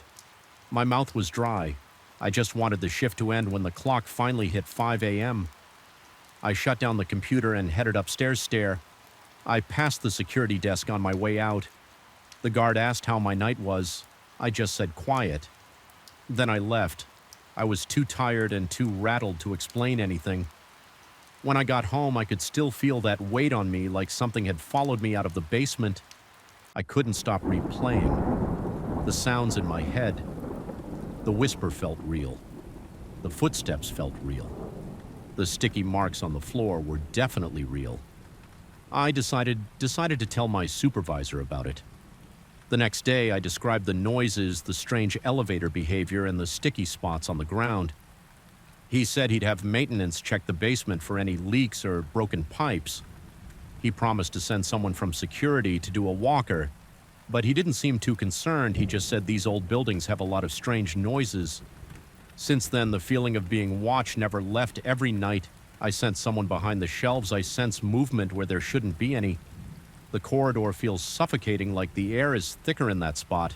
I don't have a better explanation. I keep doing my rounds. I keep signing off on deliveries. I keep checking inventory, but I also keep my ears open for that whisper, and I stay alert for any more sticky trails. So far, I haven't caught anyone in the act, and I haven't found a source for any of these strange things now. Every evening before I start my shift, I stand by the elevator on the main floor and take a deep breath. I press the button and ride down, bracing myself for whatever I might find. I walk through the rows of shelves, double-check the lights, and listen. Always listening, I can't shake the feeling that something is watching me. I can't shake the tension in my muscles.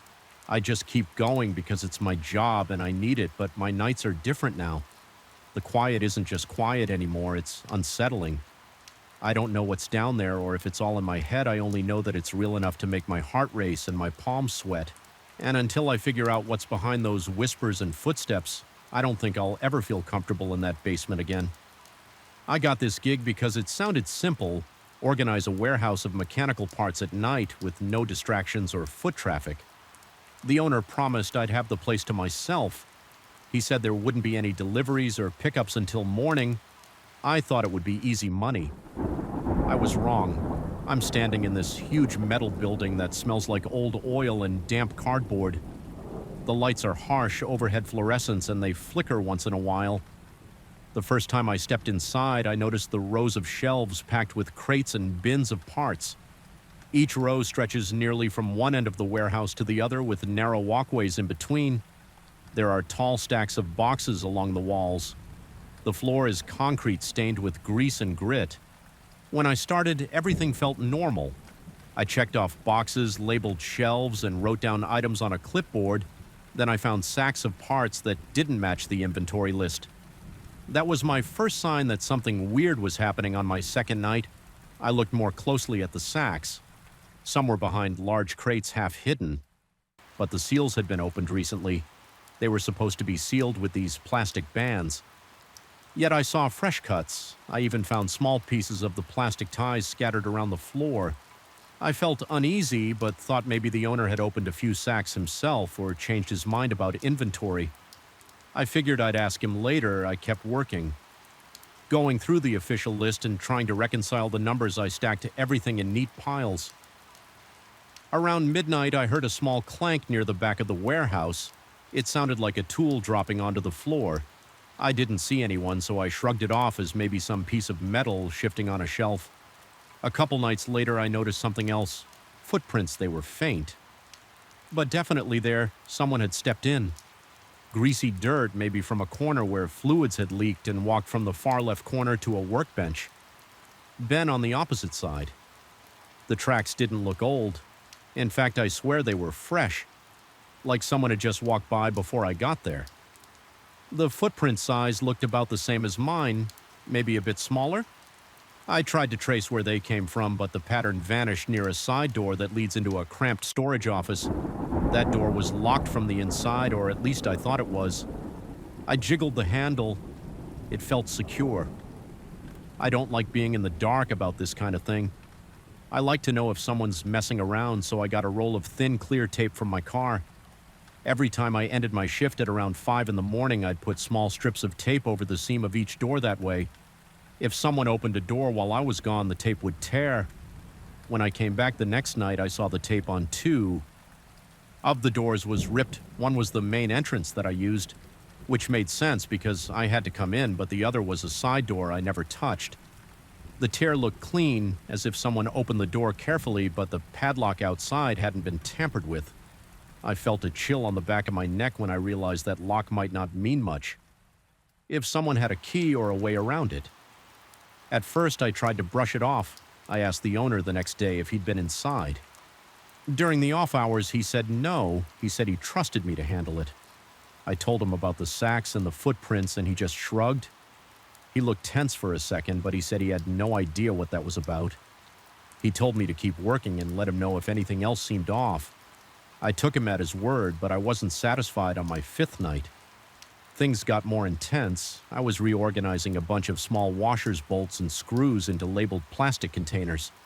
The place was quiet except for the buzz of the lights and the distant hum of traffic outside. I had a portable radio on the table next to me just to have some background noise. Suddenly, I heard a loud crash from the back corner near the overhead doors used for loading trucks. It sounded like metal pipes falling onto concrete. The noise echoed through the whole building. My heart kicked up and I felt an adrenaline rush. I grabbed a flashlight and went to check it out. I walked between rows of shelves scanning my light. Left and right, I saw shadows flickering on the boxes. My breathing got shallow. The air felt colder in that part of the warehouse, like a draft was coming in through the loading dock. I reached the back corner and found a stack of pipes on the floor. They'd been leaning against the wall, but now they were scattered. I looked around for any sign of movement. Nothing. I shined my flashlight at the overhead door, checking the edges for signs that someone forced it open. It was locked. The chain and padlock were still in place. I tried to stay calm, but my stomach felt twisted. I called out, "Anybody here?" My voice echoed. I waited, but no answer. I picked up the pipes, stacked them back against the wall, and kept an eye on the door. Then I noticed something that made my skin crawl. Fresh footprints again, this time leading away from the pipes, heading deeper into the warehouse. I followed them for a few steps, but they faded near a pile of crates. I circled around, shining my light, trying to see if anyone was hiding. Nobody jumped out. The only sound was my own breathing. I heard a drip somewhere, like a slow leak from a pipe or maybe leftover rainwater hitting a bucket. I stayed there for a minute, scanning the area, but saw no one. I felt vulnerable standing in that wide open space with the lights overhead. I moved back to my workstation, but I stayed on edge. That same night, I decided to step up my security check. I used the tape on every door again. I also placed small pieces of tape on certain containers and drawers, the ones that had been tampered with before. Then I went to the break room, a small side space with a couple of chairs and a vending machine. I sat for a while, ate a quick snack, and tried to steady my nerves. The sense of being watched wouldn't go away every few minutes. I jerked my head toward the door, expecting to see a face peeking around the corner, but I never did. After the break, I got back to organizing. The rest of the shift passed without more noises. The next day, I returned around the same time. Sure enough, some of the tapes were broken again. One on the side door, one on a drawer of specialized drill bits, and one on an old metal cabinet near the back. I opened the cabinet to check its contents. It mostly had older tools and some half-rusted spare parts. Everything looked jumbled, like someone had rummaged through. I felt my heart speed up again.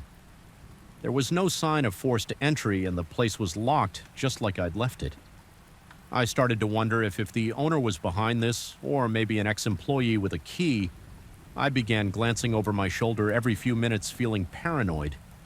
That was when I started hearing faint taps or scratches on the far walls. At first I thought it might be the building settling or rodents in the walls, but it sounded too deliberate. It would stop whenever I got close. I'd spin around with my flashlight, but there was nothing. My palms were sweaty and my mind raced with different scenarios. Someone messing with me, someone hiding, maybe someone living in the warehouse without the owner's knowledge. The place was big enough. It had storage rooms, a small office, and even a second-floor loft with old shelving. Someone could easily hide there. I got tired of feeling jumpy, so I decided to confront the noise. I walked slowly toward the back area, stepping carefully to avoid making too much sound. My flashlight beam cut through the dark corners. The overhead lights lit most of the main floor, but some areas were dim or shadowed behind tall shelves. I listened for the faint taps, then I heard them. Again, behind a row of large wooden pallets stacked with boxes of engine parts. I rounded the corner and aimed the flashlight. Right then, I caught a glimpse of motion, a quick flash of movement. It could have been a human shape darting behind the crates. I felt my stomach tighten. I called out, "Hey, stop, who's there?" No answer, but I heard a soft rustling. I ran toward it, pushing aside a loose box. The floor was cluttered with old packing material. By the time I reached the spot, it was empty. There was a strong smell of grease in the air. The rustling sound stopped. My heart was pounding so hard I could feel it in my neck. I stood there shining the light in every direction, but saw nothing. I felt a burst of frustration. I yelled, "Come on, I know you're in here." I got only silence in return. The tension got to me. I decided to check the area of the warehouse where I'd seen footprints. I found some more prints leading toward a heavy metal door that said authorized personnel. Only it was locked, but I noticed greasy smudges on the handle like someone with oily hands had gripped it. I tried the handle and it turned, but the door didn't budge. It felt like something was blocking it from the other side. I considered pushing it harder, but I thought better of it. If someone was on the other side, I didn't want to corner myself. I backed away, feeling uneasy by now. My nerves were frayed. Every small noise made me jump. The hum of the fluorescent light seemed louder. My mouth was dry. I started thinking I needed to call the owner right away, or maybe the police. But I had no proof of a crime. Besides tampered sacks and footprints, I also didn't want to seem like I couldn't handle a simple inventory job. My pride held me back after that. I tried to keep working. I labeled more bins, scanned through the official inventory sheets, and updated the paperwork, but my focus was shot every couple of minutes. I'd spin around, flashlight in hand, looking for shadows moving across the aisles. Sometimes I'd catch my reflection in a metal surface and freak myself out for a second. I was wound tight. I felt the hairs on my arms stand up. The worst part was not knowing who it was or what they wanted around 3 in the morning. I finally heard a series of sharp metallic bangs near the far side of the warehouse. It sounded like someone rummaging through toolboxes. I started walking that way, trying to be as quiet as possible, but the floor echoed every step. My boots scuffed the concrete. I reached the row of old toolboxes lined up along a bench. The bench was littered with wrenches, pliers, and half-disc disassembled parts. Some tools lay on the floor like they'd been knocked off in a hurry. My chest tightened when I realized that whoever was here had been trying to grab something and then ran off as soon as they heard me coming. I scanned the area with my flashlight. I spotted fresh grease smears on the edge of the bench. One of the wrenches was still rocking slightly as if it had just been dropped. The air felt thick and stale. My heart drummed in my ears. I crouched down to look under the bench. Nothing. Nothing. Then I heard movement overhead, a soft thump on the catwalk or the upper loft. I stood and aimed my flashlight up the overhead lights. Didn't reach well up there. I could see old boxes in the outline of a railing, but no one in view. I took a step onto the metal stairs that led to the loft. Each step squeaked under my weight at the top of the stairs. I paused. My flashlight lit a narrow walkway with more shelving units. The air felt even colder. I could see dust floating in the beam of light. My pulse hammered in my head. I heard a soft scrape behind a stack of boxes. I moved closer, feeling tension in my shoulders. "Show yourself," I said, trying to sound confident. Nothing. Then the lights flickered below, and for a split second the loft went dark. Except for my flashlight beam, the lights came back and the scrape sound stopped. I froze waiting. After a moment, I heard a door slam on the far side of the W house. I went down the stairs, ran over to that side, but the place was empty again. My mind spun with questions. How did they vanish so fast? Did they slip out of back exit? By the time my shift ended, I felt exhausted. My nerves were shot and my legs were weak. I checked the tapes on the doors. Several were torn. I replaced them with fresh pieces locked up and headed home. My head pounded with confusion and paranoia. I couldn't shake the feeling that someone was watching every move I made. The warehouse felt claustrophobic, even though it was huge. I had to keep working there. It was my job and I needed the money every night since I felt on edge. The tension hasn't gone away sometimes. I think I see shapes moving in the corners of my vision. I'll turn fast, but there's nothing there. Other times I'll hear the faint crash of metal on concrete and find tools scattered that were neatly placed before I keep telling the owner about it, and he just tells me to be careful. He claims no one else has a key. I don't believe him. But I don't have proof he's lying. I'm still there now. I'm sorting out a batch of nuts and bolts trying to finish my shift. But every time I pause, I feel the weight of the silence around me, like the building itself is watching. I can't see anyone else, but I know I'm not alone. The footprints, the broken tape, the rattling tools, those aren't my imagination. Someone's here and they're not just passing by, they're lurking, watching, playing games with me. My heart won't stop pounding and every little sound sets me off. I'm tired of feeling hunted, yet I keep coming back because I need the paycheck and I can't prove anything yet. That's the situation. I don't know who's behind it or what they want. But each night it gets harder to stay calm. I catch myself looking over my shoulder constantly. The warehouse stays locked from the outside, but that doesn't matter if someone has their own way in. I've taped every door, window, and hatch I can think of, but I still find them broken or loosened when I return. Now I'm just waiting for the next noise, the next flicker of movement in the corner of my eye. The next time I find footprints leading to places I haven't checked yet. And I know that sooner or later I'll come face to face with whoever's in there with me. I just hope I'm ready when it happens. I never expected a house to make me feel so uneasy the day I signed the paperwork. I felt a tightness in my chest. I couldn't explain. The house looked solid from the outside. The price was fair. The location suited me, but there was something about that basement. I remember walking down there during my first viewing. The agent flipped the light switch and I saw a row of old shelves stacked with dusty jars and rusted tools. The air felt thick, like stepping into a room where someone had just stopped talking. I pushed aside my nerves. I convinced myself it was just the musty smell of old concrete. I closed the deal a few weeks later. I moved my boxes in with the help of a couple of friends. We loaded the living room with furniture and left the heavier stuff for another day. Everything looked fine except for that basement. It always seemed colder than the rest of the house. Even though it was midsummer, I noticed a small draft. Like air was escaping through some crack in the walls. I planned to fix it, or at least find the source. Once I had the time, a few days later, I decided to start setting up a workshop in that basement. I needed a place to store my tools, saws, and leftover wood. I had a simple plan to clear out the junk, maybe repaint the walls and add better lighting. The previous owner left some cheap wooden shelves that were full of random stuff. Empty paint cans, a broken lamp, and an old radio that didn't work. I tossed out most of it while clearing the corner near the furnace. I noticed a strange section of the wall. It was a rectangular patch that looked a little newer than the surrounding bricks.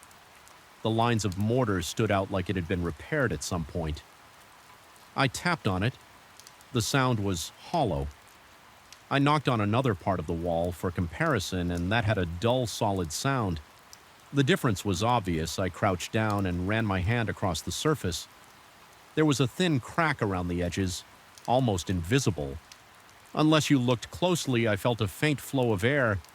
It wasn't much, but enough to catch my attention. I spent the rest of that day trying to figure out what might be behind it. A hidden storage space, maybe an old coal chute that got bricked over my mind wandered. I decided I'd finish cleaning up first, then investigate. That night I sat in the living room and kept thinking about it. The possibility of a sealed compartment was too intriguing. I pictured hidden valuables or old letters left behind by a previous owner. The next morning I went down to take some measurements. I wanted to see if I could find any records of home improvements or renovations. I set my tape measure against the floor near that patched wall. As soon as I crouched down, I heard a scraping sound. It was faint, like metal against concrete. I froze, holding my breath. The basement was silent. Otherwise, I looked around. The furnace was off the water. Heater wasn't making noise. I tapped the patched wall again, curious, but I heard nothing else. I stayed there for a few more minutes, waiting. No more sounds. I shrugged it off and continued my work. I ended up returning upstairs a short while later because something felt off. I couldn't put my finger on it.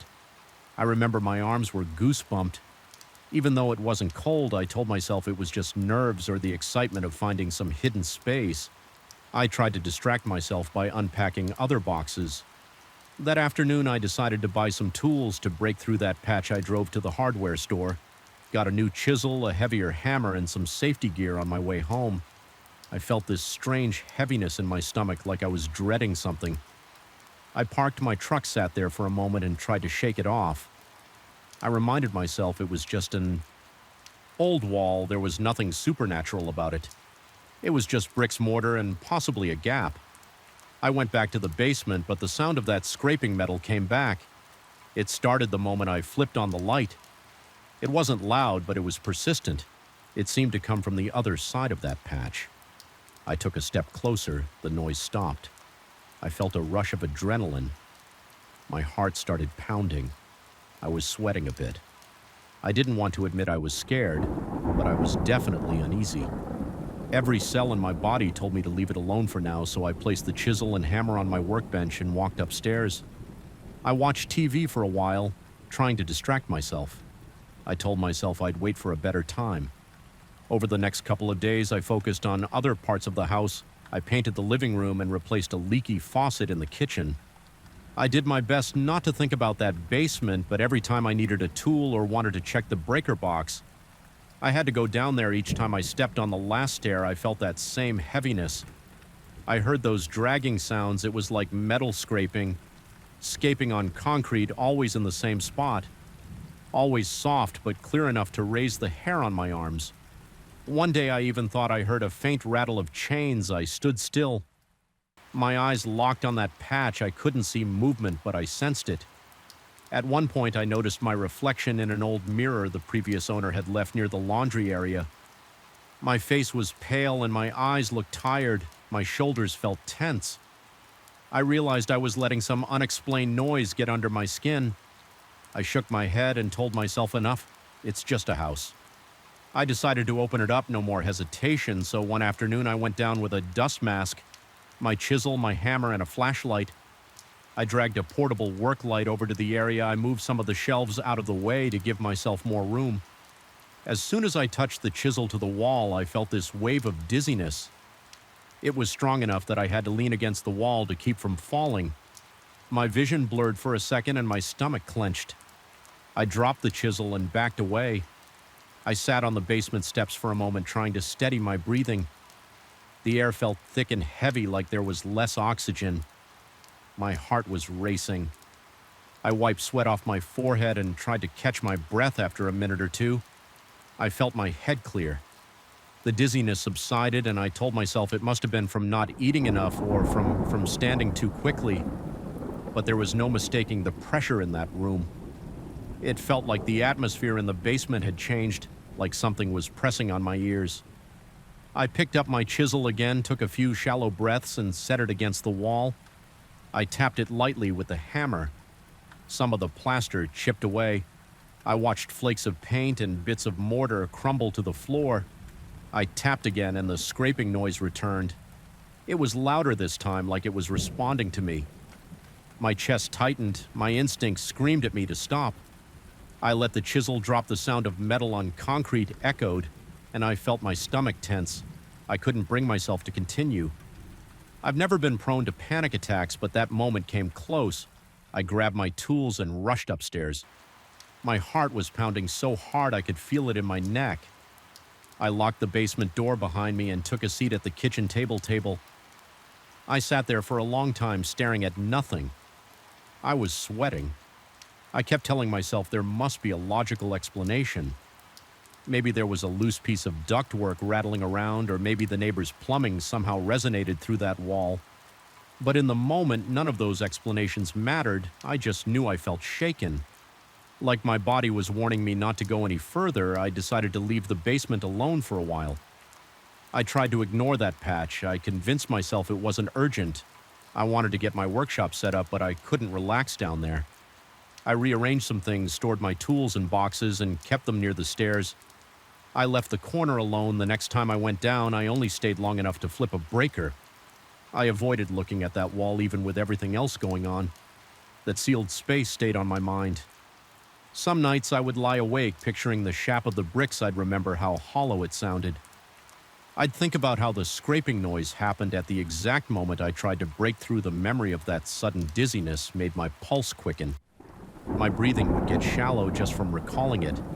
I'd open my eyes and stare at the ceiling, telling myself it was just fear of the unknown. Last weekend I tried one more time. I thought maybe if I opened just a small hole I could shine a flashlight in and see what was behind there.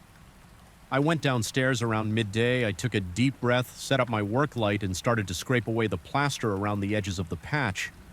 Within seconds, I felt my ears pop like the air pressure had dropped again. The basement felt colder. My hands started to tremble. My breathing got faster, almost like I was hyperventilating. I told myself to calm down. I forced myself to slow my breathing. My palms were sweaty. My legs felt tense. Ready to bolt at any second, the scraping started again, a slow, steady drag of metal on stone. It was so close that it might as well have been inches away. My heart thumped in my chest. I felt warmth spreading across my forehead, and I realized I was breaking into a heavy sweat. My vision blurred a little. I couldn't stay focused. I dropped the putty knife I was using and braced myself against the wall. I felt a chill on my arm. I couldn't ignore it anymore. Something about that spot was too overwhelming. My body was giving me clear signs that I was pushing my luck. I felt short of breath, like I was underwater. My ears still felt blocked, and the scraping sound continued until I stepped away from the wall. Then it stopped all at once. It was dead silent except for my own breathing. I gathered my tools as quickly as I could. I turned off the lights, slammed the basement door, and locked it again. I stood in my kitchen for several minutes, shaking, trying to get my pulse back under control. My clothes were damp with sweat. I felt drained, like I had run a marathon. Now I avoid that basement unless it's absolutely necessary. I still store some things down there, but I only go in and out flipping the light switch off before I let my eyes wander to that corner. I haven't tried to chip away at that patch again. Sometimes I think I should just hire someone to break it open and deal with whatever's inside. Then I remember how that scraping noise feels in my gut. It's like a knife twisting in my stomach. It isn't natural, it doesn't feel right, and I'm not a believer in anything beyond the ordinary. But I know what I felt.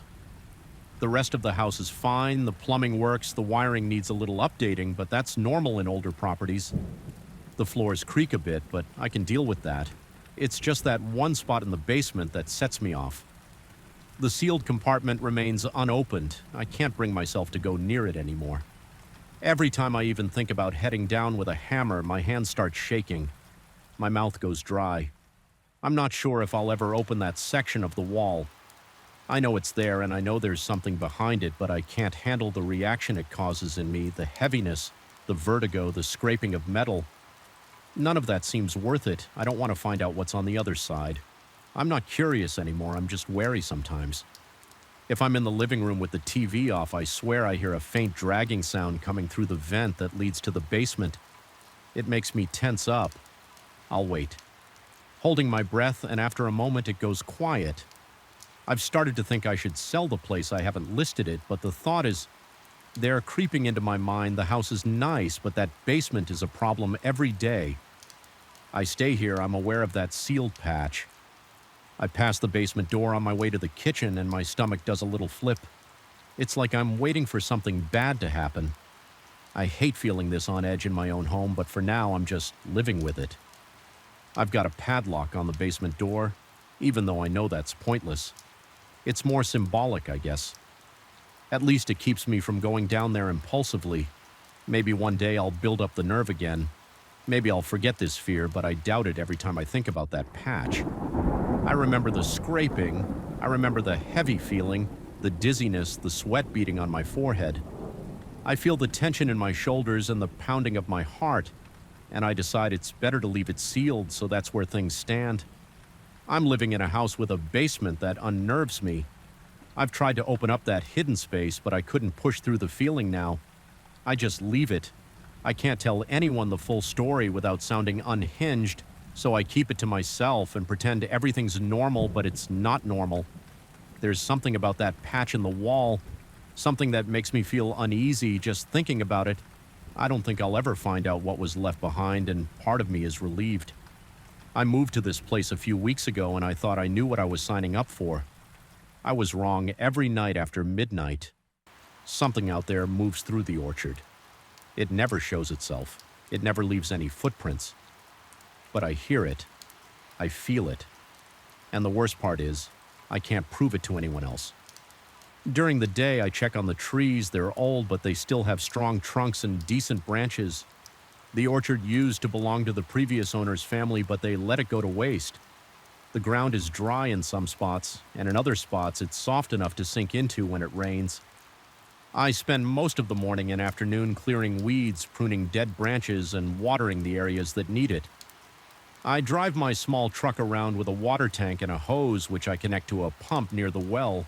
The sunlight is fierce and I sweat a lot, but it feels good to work with my hands by late afternoon. I usually finish. I clean my tools, store everything in the shed, and head to the small house on the far end of the property. It's a plain one-story structure with 2 rooms. The kitchen and living area are combined, and there's a cramped bedroom in the back. The windows are barred, not in a decorative way, but in a practical way. There used to be stories about thieves sneaking in and taking whatever they could carry. I didn't think much of it when I first got here, but now I'm glad those bars are there when the sun goes down. I lock the doors, I make some dinner, usually something simple like beans, rice, and a piece of meat. If I'm lucky enough to find something fresh in town, there's no one else around. The closest neighbor is about 3 miles away. At first the solitude was relaxing, now it bothers me a bit. I have to be on guard because there's no one to call for help in a hurry after dinner. I sometimes sit outside on the small porch. There's a thin wooden bench there. The orchard spreads out in front of the house, and I can barely see the fence on the other side because it's so wide. The trees stand in neat rows, but at night they all blend into a mass of dark shapes. The moonlight helps a little. Sometimes I see the silvery outlines of the leaves, but it's still hard to make anything out. That's when I start hearing the first signs of movement, a crack of a twig or the rustling of branches. At first I assumed it was a stray dog or maybe a raccoon, but it never feels that simple. One night I decided to do something about it. I grabbed my flashlight and my old hunting knife, which I keep on me. Just in case, I stepped off the porch, walked between the rows of trees, and looked around for any sign of a person or an animal. I heard dry leaves getting crushed underfoot, but I couldn't see anything. I pointed my flashlight in all directions. Nothing. I tried calling out, no answer. Then I heard the sound again, closer this time, like someone stepping carefully to avoid being noticed. My chest felt tight. I called out again, louder still. Nothing. I swung my flashlight in a wide arc. The beam landed on some branches, the ground, the fence line, and back to the rows of trees. There was no shape, no figure. It was just empty space in the orchard floor. I could hear my own breathing. I could hear my heartbeat drumming in my ears. Then I heard the sound of footsteps again, only a few yards behind me. I spun around. Nothing. I went back inside. My hands were trembling. My flashlight beam was shaking when I sat down on the couch. I realized my shirt was soaked with sweat.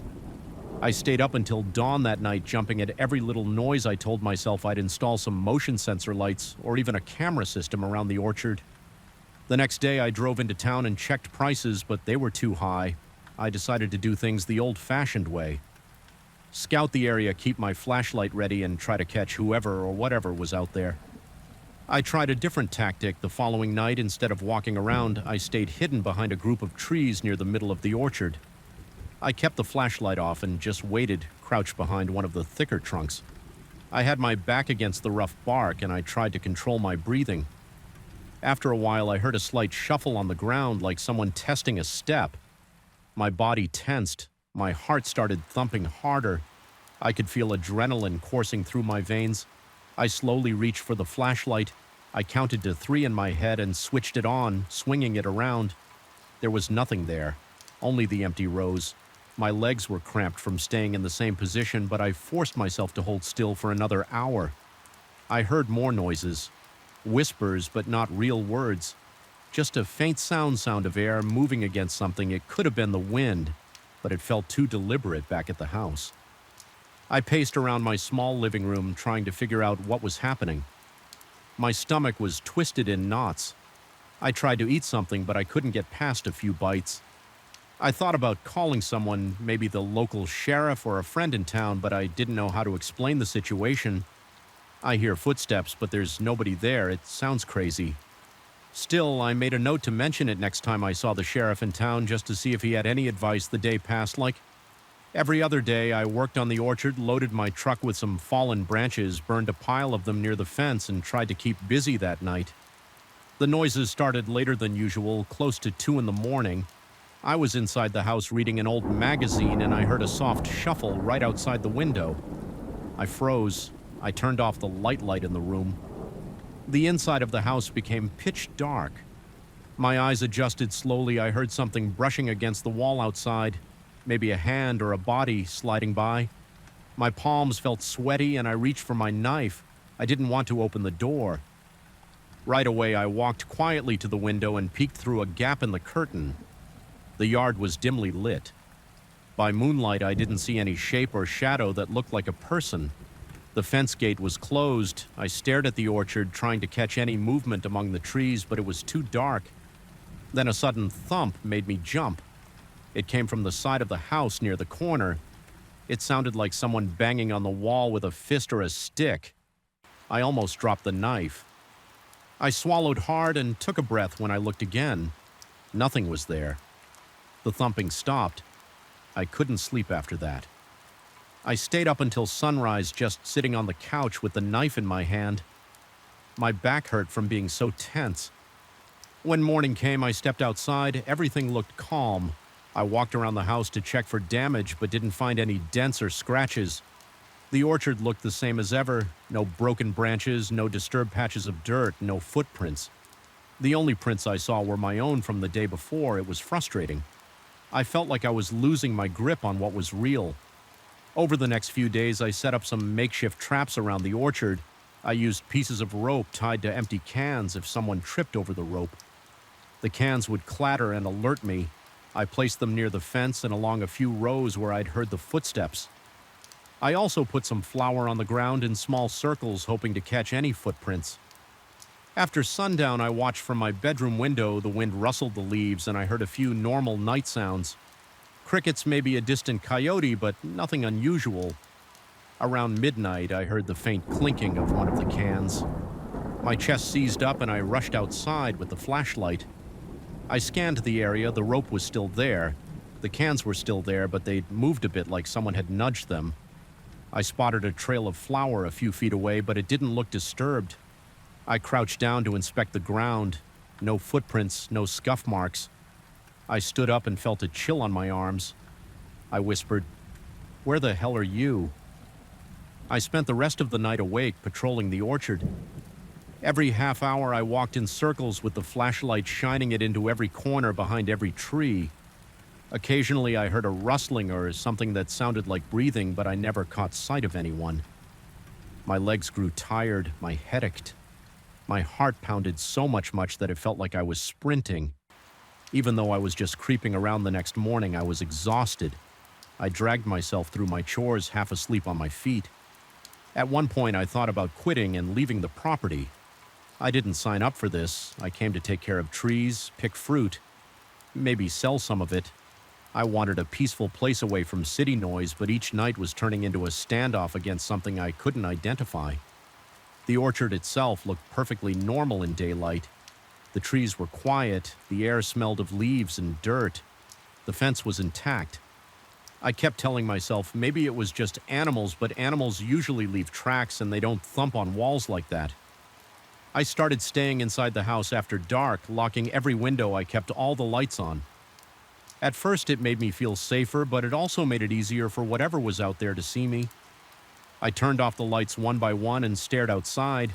My phone had no signal out here, so I couldn't call anyone in the middle of the night if I needed to. I just sat listening each time I heard a crack or a shuffle. My stomach tightened, my hands became sweaty, my muscles tensed, ready to jump. Sometimes I'd grab the flashlight, open the door, and shine it around. Nothing other times I'd try to ignore the noises. Neither choice made me feel better. Once around 1 in the morning, I mustered the courage to stand on the porch for a few minutes. I just wanted to see if I could spot anything moving among the trees. The porch light cast a weak glow on the ground. My eyes scanned the distance. I saw the outlines of the orchard. Rose, the sky was clear and the moon was bright. I took a few steps down. The wood creaked under my feet. Then I heard a sudden rush of movement near the fence line, leaves swishing, branches snapping. It sounded like a person sprinting. I called out, "Hey," but I didn't move any closer. My legs locked in place. The noise stopped as fast as it had started. I waited, shining the flashlight, listening for breathing or any other sign of life. Nothing came back. I backed up to the door, stepped inside, and locked it. That pattern repeated itself on most nights. I tried different strategies, keeping the lights off all night, leaving them on, patrolling, staying put. But I never saw a person or an animal. The orchard remained calm during the day. I found no signs of forced entry, no broken fruit, no stolen tools. Yet every time I let my guard down after midnight, I'd hear something moving, whispering or banging on the walls. My sleep schedule became chaotic. I'd crash for a few hours in the early morning, then work all day in a tired fog. My appetite shrank. The tension in my shoulders felt constant, like a knot right near my spine. My eyes grew dull from lack of rest. One afternoon, I considered setting up a tape recorder or even buying a trail camera, but I hadn't saved enough money for decent surveillance equipment, and the cheap stuff wasn't worth the trouble. I told the local sheriff what I'd been experiencing, and he just shrugged. He said he'd send someone by if they got a chance, but they were short-staffed that same day. I tried warning the neighbor who lived a few miles down the road. He said he never heard anything strange at night, but he also admitted he slept with a TV on and never really paid attention. No help there now. Every evening I watch the sun go down with a tight feeling in my chest. I clean my tools and store them. I lock the shed, lock the house, double-check the fence. I eat a small meal and then I brace myself. I sit and wait. Sometimes I read to distract my mind, but the slightest noise makes me jump. Sometimes I think about sleeping in my truck, driving off if anything happens, but I've never actually done it. Something about this place keeps me pinned here, like I need to prove that I'm not scared off so easily still. The sounds continue: footsteps on dry leaves, faint whispers, light knocks against the walls. It never ends, and when I look, there's never anyone there. I don't know what else to do. I haven't found a solution, and I can't pretend it's normal, but I also can't leave. Just yet, the orchard needs someone to take care of it, and I said I would do this job, so that's where I'm at. Waiting for another night, another round of noises. I can't explain, hoping I don't lose my nerve so far. I'm still here, but it's getting harder to stay calm.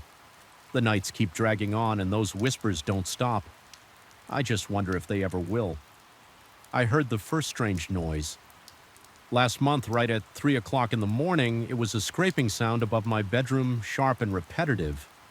I thought it was a bird pecking on something. I was half asleep. So I rolled over and tried to ignore it, but it happened again the next night, and the next now I can't get a full night's rest without thinking about those sounds on the roof. It's dry, driving me insane.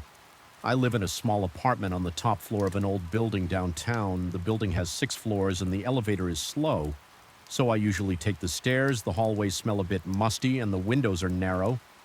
The place has history, but it's not well maintained. The paint on the walls is peeling and the doors creak. My apartment is a single bedroom unit with a cramped living room, a tiny kitchen, and a bathroom that always seems damp. It's not fancy, but it's close to my job. I work as a night security guard at a parking garage a few blocks away, so I sleep late in the mornings and stay up during odd hours. That's probably why I'm the only one hearing these sounds. At first, I told myself it was just the wind or a stray cat. I talked to the superintendent, Mr. Gonalves, but he said nobody has gone up to the roof in months. He said the only way to the roof is through a locked access door at the end of the top floor hallway. He has the key, but he swears he hasn't opened it for a long time. I remember asking him about rats. He said the building's pest control was regular and thorough. He seemed sincere, and he even showed me the log of inspections from last year. There was no mention of any animals in the attic or on the roof still that didn't calm me. I kept hearing the noises some nights. It sounded like scraping metal. Other nights, it was a thumping that made my window rattle. It always happened past midnight, especially around 2 or 3 in the morning. I got fed up after a week of broken sleep one night. I waited for the noise to start. It was a Wednesday, and I had the following morning off around 2:30. I heard faint scratching right over my bed. My heart pounded. I sat up in bed. Ears alert, the scratching came in short bursts, followed by silence. Then I heard a soft knocking. I got out of bed, pulled on a pair of sweatpants, and headed to the door. My legs felt stiff and my stomach tightened with every step. I grabbed my flashlight from the kitchen drawer and walked into the hallway. The hallway lights were off, so everything was dim. Only a weak bulb at the far end of the hall was working. I saw the door to the roof access at the end. Past 2 other apartments, I could hear my own breathing. It sounded rough and uneven. I realized I was a little scared, but I pushed that aside and moved forward. Forward, the floorboards creaked under my slippers. I tried to be quiet, but my footsteps echoed in the empty corridor when I reached the access door. I paused. I didn't have the key, and I knew it was always locked. But I tried the handle anyway. It didn't budge. I stood there for a moment, listening. Everything was dead silent. The quiet made my skin crawl. My ears felt strained, like I was searching for the faintest sound. After a few seconds, I took a deep breath and knocked on the door. I don't know why I knocked. I guess I wanted to see if there would be a reaction. I heard nothing. Then I shined the flashlight at the edges of the door. The paint was old and flaking, but there was no sign of forced entry. No fresh scratches on the wood. I even checked the floor for footprints or debris. It was just dusty. I felt my arms tingle. I wasn't sure if I was relieved or more unsettled. I ended up going back to my apartment the rest of the night. I stayed awake in bed waiting. The sounds didn't return that night, but they came back the next night over the following week. My routine became a cycle of anxiety. I tried earplugs. I tried sleeping with the TV on. Nothing helped. I usually heard the noises around 3 or 4 times a week, always at random intervals. Sometimes it was a dragging noise, like something heavy being pulled across the roof. Other times it was more like tapping on the ceiling. It always stopped the moment I got out of bed to investigate. I told some neighbors about it, but they hadn't noticed anything. Most of them are older folks who sleep early 1 or 2. Shrugged it off and said the building was old and had its creaks, but the noise I heard was distinct. It wasn't a pipe rattling or the wind. It sounded intentional, like someone or something actively moving around. I kept going back to the idea of an animal, but I hadn't seen droppings or fur, and the noise sometimes felt too strong for a small creature.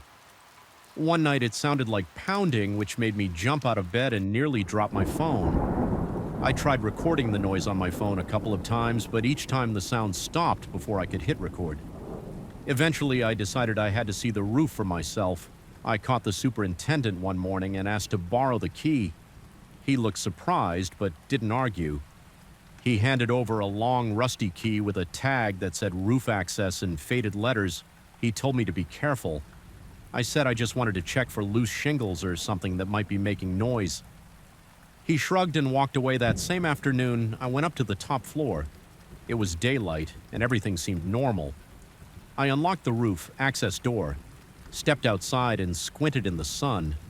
The roof was flat with a few vents and some old air conditioning units. There was a low ledge around the perimeter about waist high. I walked the entire length of the roof looking for damage or signs of animals. The surface was a bit grimy with some small puddles. From recent rain, I didn't see any footprints or trash that might suggest someone was squatting up there. I checked the corners, examined the vents, and even climbed on a short ladder to peek into a ventilation shaft. It was empty. Everything seemed normal. The only odd thing I noticed was a small rusted hatch near one of the vents, but it was sealed with a padlock that looked decades old. I tugged on it, but it didn't move. I stayed on the roof for a good hour, waiting to see if I heard anything. Nothing happened. No strange noises, just the hum of city traffic below and the occasional breeze. I went back downstairs, locked up, and returned the key to the superintendent. He asked me if I found anything, and I said, "No." He nodded without much interest that night. I felt a little more relaxed, reeled. I thought maybe the noises had stopped, but around 3 in the morning I heard it again. A solid scraping sound like metal against concrete. I jolted upright. My heart thumped and my chest felt tight. I got out of bed and stood in my living room listening. The noise repeated 3 times, then stopped. My palms were sweaty. I looked at my front door, debating if I should run up the hallway stairs again. I decided to do it. I wanted to catch whoever was making that sound. I left my apartment in a hurry. I didn't even grab my slippers or my flashlight this time. I just went out in my socks. The hallway was dark as usual. My hands were shaking. I felt a light tremor in my legs, but I pushed forward. I rushed toward the access door and tried the knob locked. I pressed my ear to the door. I heard a faint clicking noise like nails against something hard. My scalp tingled and I felt goosebumps on my arms. The sound was very close. "Maybe on the other side of the door," I whispered. "Hello?" No reply. I braced myself and banged on the door. "Who's there?" Silence. I pressed my ear again. Nothing. I hurried back to my apartment to grab my phone.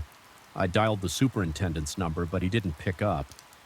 It was too late at night. I thought about calling the police, but I hesitated. I wasn't sure if that was an emergency worth reporting, and I didn't want to look like an idiot. I ended up pacing around my apartment until dawn, checking the ceiling every few minutes. I never heard another sound that night in the morning. I felt exhausted, like I hadn't slept in days. My back was sore and my eyelids felt heavy. I went downstairs and waited by the superintendent's office until he showed up. I told him what happened. He gave me a worried look but said he hadn't heard anything. I asked if someone else might have a spare key. He said only he and the building manager had access. The building manager was out of town for a week. I asked if he would come up with me that night.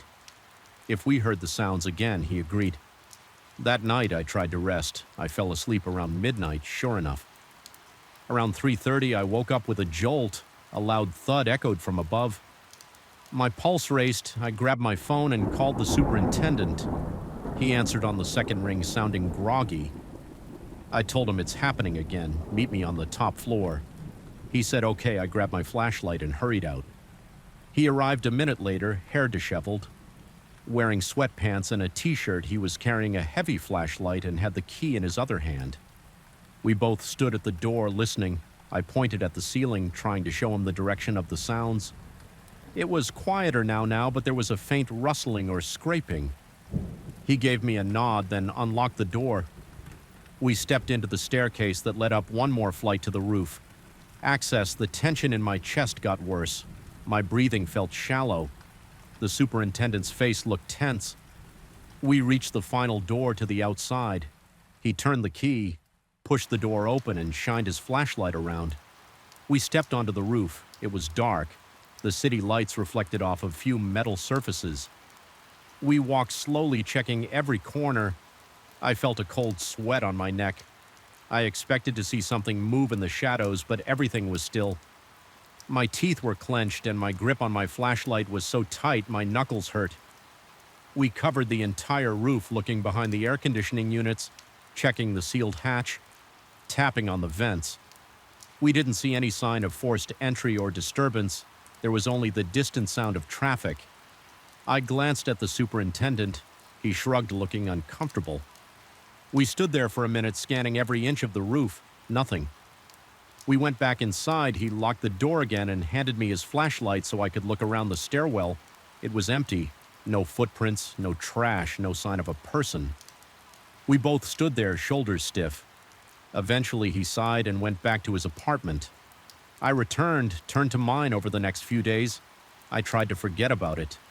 The noises came and went. Sometimes I heard faint scratching. Other times it was stronger, like thumping each time I tried to investigate. It stopped, my chest would tighten and my hands would get clammy. I started losing sleep and my performance at work suffered. I was on edge all the time. I snapped at a coworker for no reason. Every night I lay awake waiting for the sounds. 2 nights ago something changed. I was lying in bed at around 2 in the morning. My eyes were open, staring at the ceiling. I heard a soft clanking noise like metal hitting metal. I got up, heart pounding, and walked to my living room. The sound was louder there. I looked at my ceiling light fixture and noticed a slight flicker. Then I heard a loud thud as if something landed on the roof right above me. I jumped back, feeling my chest. Hammer, I ran to my door, stepped into the hallway and listened. The building was silent except for a distant hum of someone's TV. I took a few slow steps toward the access door, but I stopped halfway. I was too tired to run up again and find nothing. My breathing felt rough. My legs felt weak. I turned around and went back to my apartment. The sounds continued for another minute, maybe 2, then faded. I sat on my couch wide awake until morning. I still don't have an explanation for the noises. I've considered calling the authorities, or maybe getting a professional to inspect the roof, but part of me thinks it's pointless. I've already checked up there with the superintendent. There's nothing. I can't figure out why these noises happen only in the early morning hours and always stop when I go to investigate. The superintendent insists no one else has a key and there's no other way up. My neighbors claim they haven't heard a thing. I keep waiting for a night when I'll catch whoever or whatever is up there, but it never happens. I lie awake, my heart thawing, and I listen. Sometimes the noises last longer and get louder. I feel my pulse. Rush, my scalp tingles. I clutch my phone or my flashlight. I picture something prying the shingles or moving the metal ducts, but I never see it. Every time I open the door, there's just darkness and silence. The fear is growing, but so is my frustration. I don't know how to make it stop now each night. I feel the dread in my stomach before I hear anything. I stare at the ceiling. My hands shake, my forehead sweats. I think about all the steps I've taken. I keep replaying them, searching for something I missed, but I come up blank. The building is old, but it's solid enough. The roof is locked up tight. The superintendent is just as public puzzled as I am. Yet the noises won't stop, and I'm left with this constant tension in my chest. I don't know where it's heading, but I can't ignore it anymore right now. It's nearly 2. In the morning, I'm sitting in my living room typing this out on my phone. Waiting, my back hurts and my eyes are sore. The building is quiet, my windows are closed, my lights are off. I'm just waiting for the next scrape or knock. I'm sure it will come soon, and I'll get up, heart racing, hands shaking, ready to chase after it again, only to find nothing. I don't know if I'll ever figure this out, but I can't shake the feeling that something or someone is up there and it's not going away. I heard the hollow echo of my own footsteps the first time I walked into that old hospital building. The place had the smell of dust and stale air. I remembered pausing for a second in the lobby, wondering if I should really take that temporary security job, but I needed the money and I've never been the type to turn down work. I told myself it was just another shift, just another empty building. I had no clue how wrong I was. I'm a 37-year-old guy from a small town. I'm no stranger to late nights and quiet halls. Before this gig, I worked security at a shopping mall that was usually easy-board teenagers, lost tourists, maybe a shoplifter, but this hospital was different. It had been shut down for a while and was scheduled for major renovations. The contractor needed someone to keep an eye on it. At night, the job sounded straightforward. Walk around every couple of hours, lock all the doors, make sure nobody was sneaking in to steal old equipment or copper wires. I showed up on my first night around 10 p.m. The lights in the main corridor worked, but half the building was under construction. Ruction, so entire sections were dark. I had a flashlight, a ring of keys, a thermos of coffee, and my phone. The first thing I noticed was how silent it felt. Not just quiet. Silent, no hum of air conditioning, no beeping from monitors. Nothing. Every sound I made felt louder than it should. My boots on the tile floors, the jingle of my keys, even my breathing. I checked the ground floor first.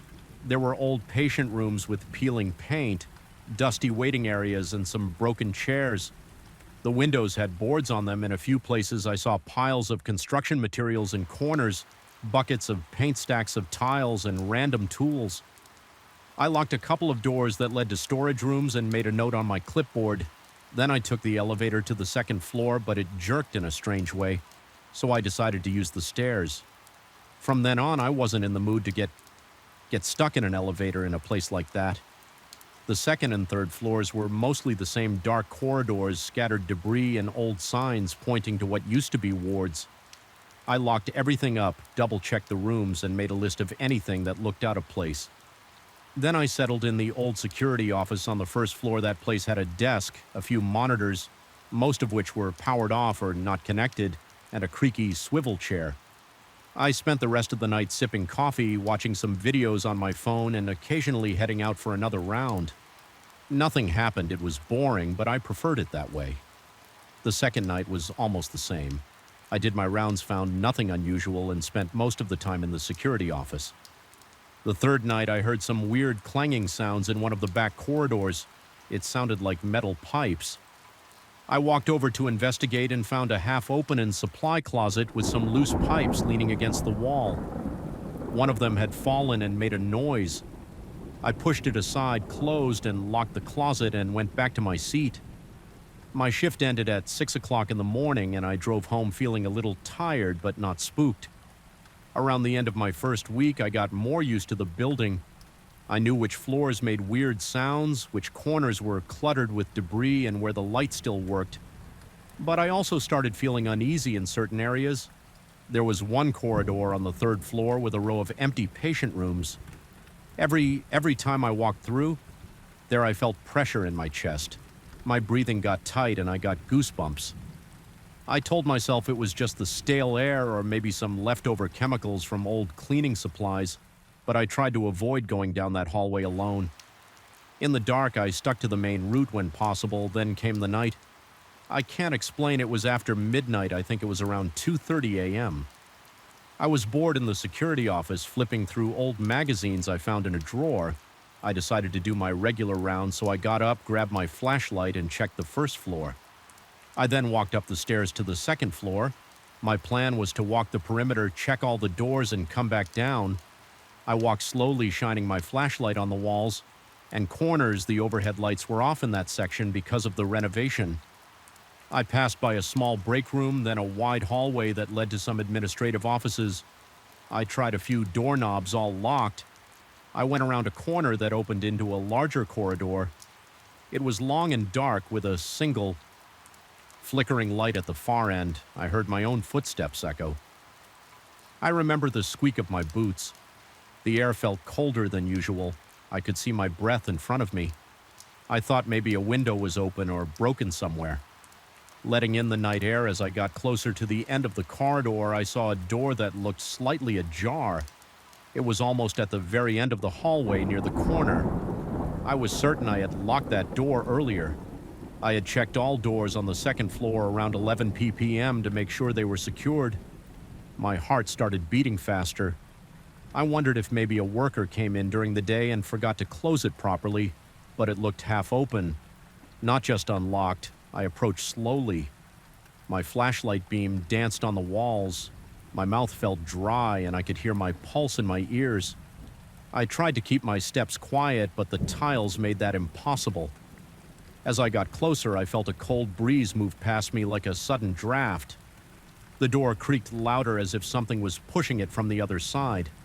I was about 10 feet away when I heard a low scraping sound like metal dragging against the floor. I froze for a second, trying to figure out if I should call out or just keep walking. I decided to call out my voice. Shook a little. Anybody there? Hello? I waited, but there was nothing. No footsteps, no voice, just the hum of my flashlight and that occasional flickering overhead light. I moved closer. The door was maybe 2 feet open. Now I saw darkness inside the room, looked abandoned. No furniture, no equipment, just empty space. I took one step forward, shining the flashlight in. That's when the door started to move. It swung shut in one quick motion, slamming so hard that I felt the vibration in my chest. I jumped back, my heart pounding the door. Missed my face by inches. For a moment, I just stood there, breathing hard. I tried the doorknob. It was locked. I jiggled it, and it wouldn't budge. I got the keys off my belt and tested each one, even though I was pretty sure which key opened that room. None of them worked because the lock was engaged from the inside. I checked the doorframe for signs of forced entry. Nothing. It looked undamaged. The lock was intact. It was as if someone had locked it from inside, but there was no sound coming from the room. Now I had a strong urge to yank the door open and search the place, but the lock just wouldn't give. I stood there for a while trying to calm down. My hands were shaking. The corridor felt colder than before. I glanced around trying to see if there was any ventilation system or open window that could cause a gust of air, but everything was sealed up. The hallway was dead still. My flashlight illuminated dust motes in the air, but I didn't see any obvious draft. Yet I felt that cold wind earlier, right before the door slammed. I finally decided to go back to the security office and check the building layout. Maybe there was another way into that room. I found an old floor plan in a file cabinet. It showed that the room was a storage closet with only one entrance and no window. Windows, there were no vents big enough for someone to crawl through. I grabbed the master key ring again and returned to the second floor. I tried the door once more, but it was still locked tight. My mind raced with possibilities. Maybe someone had snuck in earlier, tampered with the lock, and was messing with me. But the building was empty as far as I could tell, and the only door to that room was the one I was staring at. The hinges looked old and rusty, but they worked well enough to slam in my face. I thought about calling the supervisor, but I wasn't sure what to say. The door opened by itself and then locked itself from inside sounded ridiculous. Still, I wrote down the incident in my log, marking the time around 2:45 a.m. The rest of the night was painful. I couldn't focus on anything else. Every time I closed my eyes, I saw that door swinging shut. I did a few more rounds, but I avoided that hallway. Part of me wanted to figure out a way to open that door, but I was honest. Lie too shaken to try prying it or forcing it open. I didn't want to see what was inside. If I managed to break in, my shift ended at 600. The morning light in the lobby was a relief. I practically ran to my car when I came back the following night. I felt nervous just stepping into the lobby. The building seemed darker, like it was feeding off my anxiety. I headed to the second floor right away, determined to check that door again in the light of my flashlight. Maybe I'd find a rational explanation. I found it locked just like before. I tried the same keys. None worked. I pressed my ear to the door. No sounds from inside. I went back downstairs and found the head contractor's phone number in my files. I called him. He said nobody had been in that area for a while and that the locks hadn't been changed. I told him the door was stuck. He said he'd send a worker in the morning to check it out. I thanked him and hung up. I didn't mention the strange part about the door slamming on its own. Just said it seemed jammed. I spent that entire shift jumpy, turning around at every sound, checking corners, feeling my heart. Skip beats every time something clanked in the distance. I kept the lights on where I could, but a lot of them didn't work because of the electrical shutdown. I kept my flashlight close and tried to distract myself with my phone. Around midnight, I forced myself to do a full round. I told myself I had to be professional. I walked the first floor, everything normal. I climbed the stairs, checking my watch every few steps. The second floor was silent. The corridor looked the same. With that flickering light near the end, I stared at the locked door from a distance, shining my flashlight on it, but I didn't go near it. My pulse was racing. The hallway was freezing cold. and I felt a slight draft on my neck. I turned around fast, expecting to see something behind me, but there was nothing, just emptiness. I walked back to the stairs as fast as I could without running. At some point, I realized my arms and neck were damp with sweat. I felt a knot in my stomach. I was relieved when dawn came and I saw workers start to arrive. I asked one of the guys if he could help open that door. He took a look. He had a big ring of keys, too.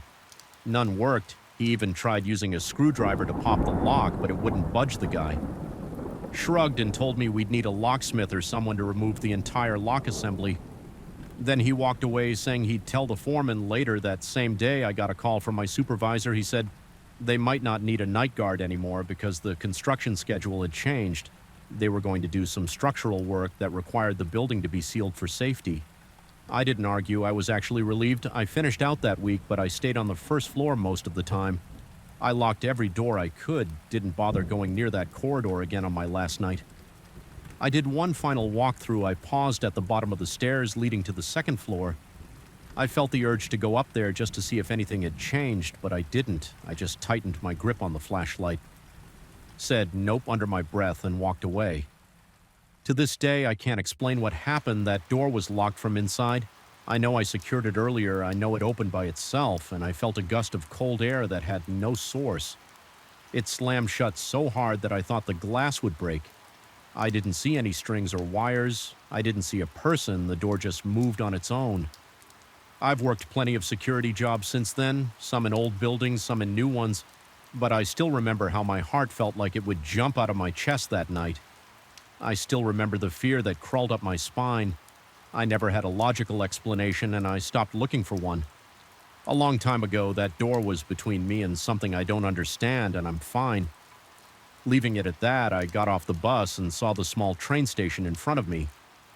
The light from a single lamp glowed dimly against the concrete. I could see a short platform, a metal bench, and a few signs that looked worn out. My watch showed it was past 11 at night. I was annoyed at my own mistake because I had messed up the train schedule earlier in the day. By the time I arrived, the place was empty. There were no employees, no other passengers, and no sounds. Besides a faint hum from some distant electrical unit, I felt a slight chill roll over my arms, so I pulled my jacket closer. The bus driver had dropped me off at the entrance to the station and drove away before I could say anything else. Now I stood there wondering if I should just wait on the platform or try to find some information about the next train. That was when I noticed the ticket booth was shut and locked. The station doors were sealed. There was just that bench, the dull lamp, and the dark track stretching out in both directions. I walked over to the bench. It was an old metal bench with chipped paint. The seat felt cold, and I shifted around to get comfortable. My suitcase rested by my feet. I didn't see any trash cans or vending machines. The place had no amenities, at least none that I could spot in that. Lighting the lamp above me cast a weak yellowish glow that didn't reach far beyond the bench. When I looked down the platform, I could make out a sign with the station's name, but I couldn't read it clearly. From where I sat, the rest of the station fell off into darkness that seemed heavier than normal. I tried not to think about it. I'd been in quiet places before, but this felt different. There was a mild breeze, and I heard it rattling some loose piece of metal on the roof. It wasn't exactly peaceful. It felt lonely and strange. My phone didn't have a strong signal. I tried to check train schedules online, but the page wouldn't load no data. I sighed and shoved the phone back into my pocket. My plan was to catch the first train in the early morning, which I guessed might show up around 5 or 6. That meant I had about 6 hours or so to kill. Maybe I could walk around outside the station to find a taxi, but it seemed unlikely. At that hour in this little town, plus the next bus wasn't coming until the next day, I decided to wait it out. I thought I might doze off if I found a better spot, but I didn't see any enclosed waiting area. Everything was locked, and it looked like nobody had used that station in a while. I leaned back, put my arms across the top of the bench, and stared at the flickering lamp. After a few minutes, I caught a faint sound. It was a steady, rhythmic tap. At first, I assumed it was my own foot hitting the bench leg, so I shifted my legs and listened again.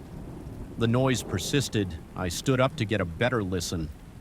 The tapping stopped, and the sudden quiet made my neck hair stand on end. My heart gave a quick jolt, but I tried to brush it off as nothing. I rubbed my hands together, trying to keep my nerves in check. Then I heard it again, distinct footsteps that seemed to come from the far end of the platform, near the spot where the overhead light barely reached. They were slow and deliberate, like someone walking carefully along the concrete. I expected someone to appear, but nobody came into the light. The footsteps had a steady pattern, heel toe, but they didn't speed up or slow down in any obvious way. I turned my head to look and I saw nothing but the empty platform. I walked a few steps closer to the edge of the lit area. The footsteps sounded like they were about the same distance away, still hidden in the darkness. I paused and they paused. I stepped and they stepped. My chest felt tight. I remember thinking maybe the echo of my own steps was bouncing off some weird angle in the station, creating an illusion, but the pattern sounded off like there was a fraction of a second lag. It wasn't a perfect echo. I tried a little experiment. I stood still for about 10 seconds. My breathing was shallow and I felt my pulse in my temples. No footsteps came. The station was completely quiet. Then I took one step forward. Sure enough, I heard another step, maybe 2 steps away from me. It sounded like it came from that same dark area. I leaned forward, squinting into the gloom, but there was absolutely nothing to see. My heart started pounding harder. The hair on my arm stood up. I could even feel sweat building up under my collar. I swallowed and listened some more. No movement, no footsteps. I backed away until I was closer to the bench again. My eyes darted around, scanning for anything or anyone. There were no signs of life. The bench was just as I left it, my suitcase still resting against it. The lamp flickered and I cursed under my breath. I didn't want that light to go out. I decided to sit down again, keep calm and test a theory. I waited a few seconds, then I tapped my heel against the ground. Immediately I heard a single tap in the distance. I tapped 3 times and I heard 3 faint taps echoing back. It felt like I was playing some bizarre call and response, with an invisible presence. I realized my breaths were coming out short. My mouth felt dry. I looked around, searching for any sign that this was a prank, maybe a station worker or a local kid messing with me, but I saw no movement at all. The footsteps never moved out of the darkness. They stayed at the same distance. I began to worry about how the night might unfold. The last thing I wanted was to be stuck with some stranger lurking around. I didn't know if they were harmless or waiting for a chance to confront me. I decided to break the tension. I stood up, cleared my throat, and walked down the platform toward the dark area. My footsteps felt loud on the concrete, each one echoing in that deserted station. Sure enough, I heard the matching footsteps. They seemed to retreat as I advanced, maintaining the same distance. I called out, "Hello, is someone there?" My voice echoed, but there was no response. Besides that steady pattern of steps, I walked until I reached the edge of the lamp's glow and I stopped. My eyes tried to adjust to the dark, but I couldn't see much. There was just the faint outline of the platform's end, some gravel, and the tracks disappearing into the night. The footsteps halted. I felt my palms sweating, and I noticed a slight tremor in my fingers. I took a deep breath and stepped one more time into the dark. No responding footsteps this time. I held my breath, listening nothing. The wind kicked up a bit and I felt a light breeze graze my face. I stood there, heart pounding, and then I stepped back into the light. I felt a bit shaky, like my body couldn't decide whether to fight or run. I turned around and went back to the bench, rubbing my palms on my pants. My brain churned with possibilities. Maybe I was imagining things, but those sounds were too clear to be a trick of the wind. I sat down again and tried to keep still. I glanced at my watch. It was almost midnight. I figured I should wait and see if the footsteps started again. After a minute or so, I heard them, but they were softer this time, almost hesitant. They came from the same part of the platform, the far end where the darkness was thick. Each step matched my own heartbeat. In a strange, uncomfortable way, I dug my fingernails into my palms. My breathing felt shallow again. I scanned the area, but I couldn't see any shape figure or shadow, just the platform, the tracks. And that flickering light. My mind raced with questions. Was I dealing with a person who was intentionally staying hidden, or was it something else I couldn't make sense of? I stood up and moved in a small circle, stamping my feet lightly. Sure enough, the footsteps mirrored my movements when I paused. They paused. My neck tensed up and I felt my teeth clench. The tension in my chest made it hard to breathe. Normally, then I decided to stop completely. I placed my hands on my hips and waited.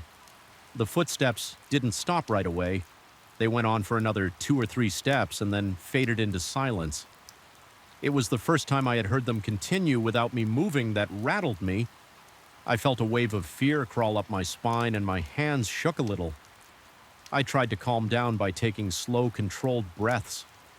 I looked around again, hoping to spot a security camera or an emergency phone.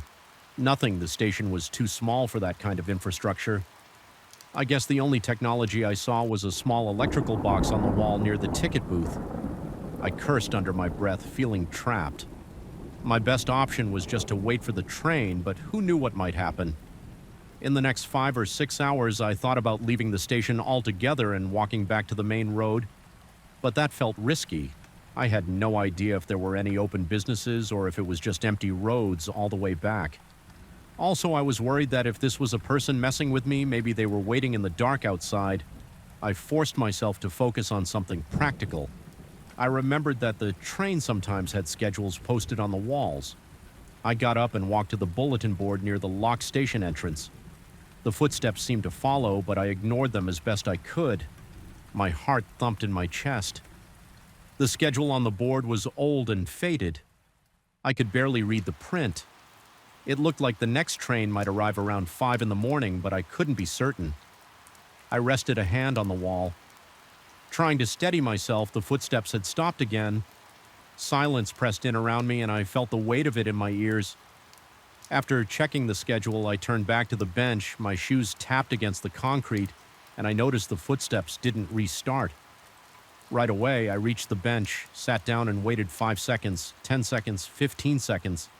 Nothing. Then, out of nowhere, I heard a single tap, as if someone dropped small object on the ground. It came from somewhere near the bench. I looked around, bending forward to see if something had fallen. I saw nothing. The tension in my stomach twisted harder. I felt a nervous ache behind my eyes. I kept scanning the darkness, expecting to see someone step forward. Nobody appeared. My breathing got heavier, and I felt a tightness in my throat. I told myself to be logical, but each new sound chipped away at my composure. I grabbed my suitcase and set it on the bench beside me. I felt better, knowing I could snatch it up and run if I had to. I also checked my phone again, hoping maybe a signal had popped up. Still no reception. The little symbol on my screen showed one bar that flickered away as soon as I tried to place a call. A few minutes went by without any more footsteps or taps.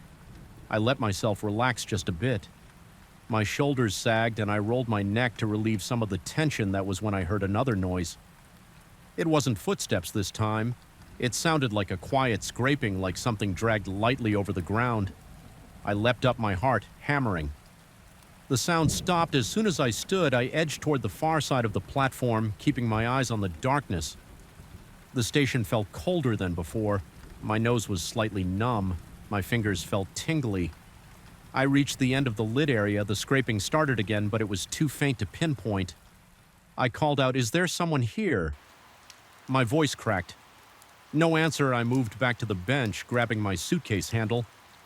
I decided I'd stand near the middle of the platform so I could see as much as possible in every direction. The lamp above me flickered again. My breath caught in my throat. If the light went out, I'd be standing in total darkness.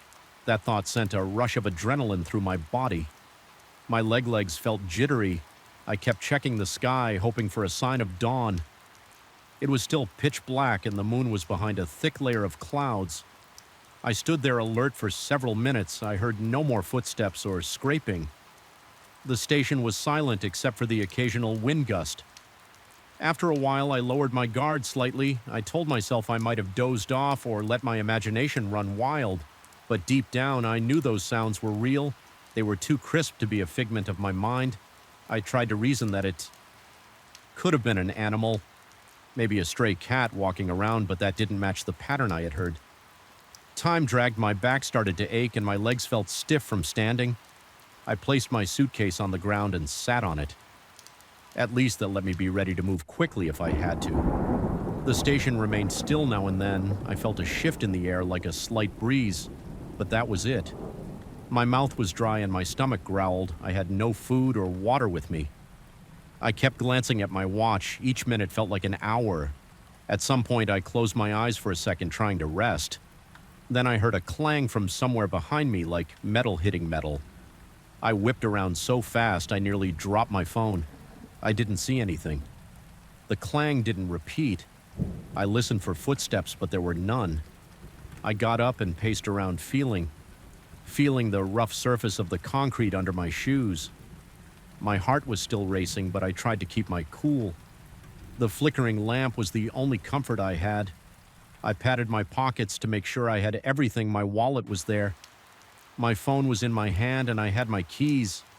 I couldn't do much else but wait. Every few minutes, I looked down the tracks, hoping to see train headlights in the distance. The horizon stayed dark. Eventually, the sky began to shift. It started as a barely noticeable gray at the very edge of the horizon. Then it became a lighter shade, and I could see the outlines of buildings in the distance. My watch read just after 5 in the morning. I exhaled in relief when I heard a soft rumble on the tracks. Within a few minutes, a train horn sounded faint but clear. The overhead light was still flickering and my nerves were still on edge, but I felt a glimmer of hope that I could finally leave this place. I looked around one last time, scanning the platform. It was empty. No shadow or figure, no tapping, no scraping, nothing. The train pulled in and I felt like I could breathe again when the doors opened. I stepped inside and found a seat near the window.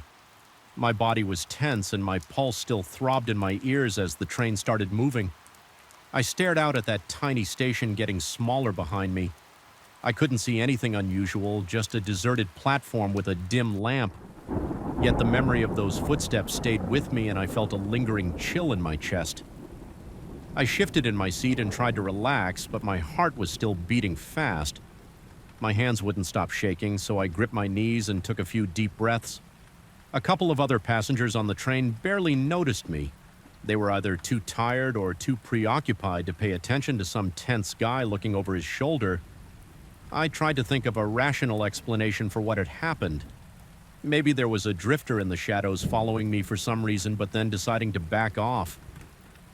Maybe the station had an echo effect I'd never encountered before, no matter what I told myself.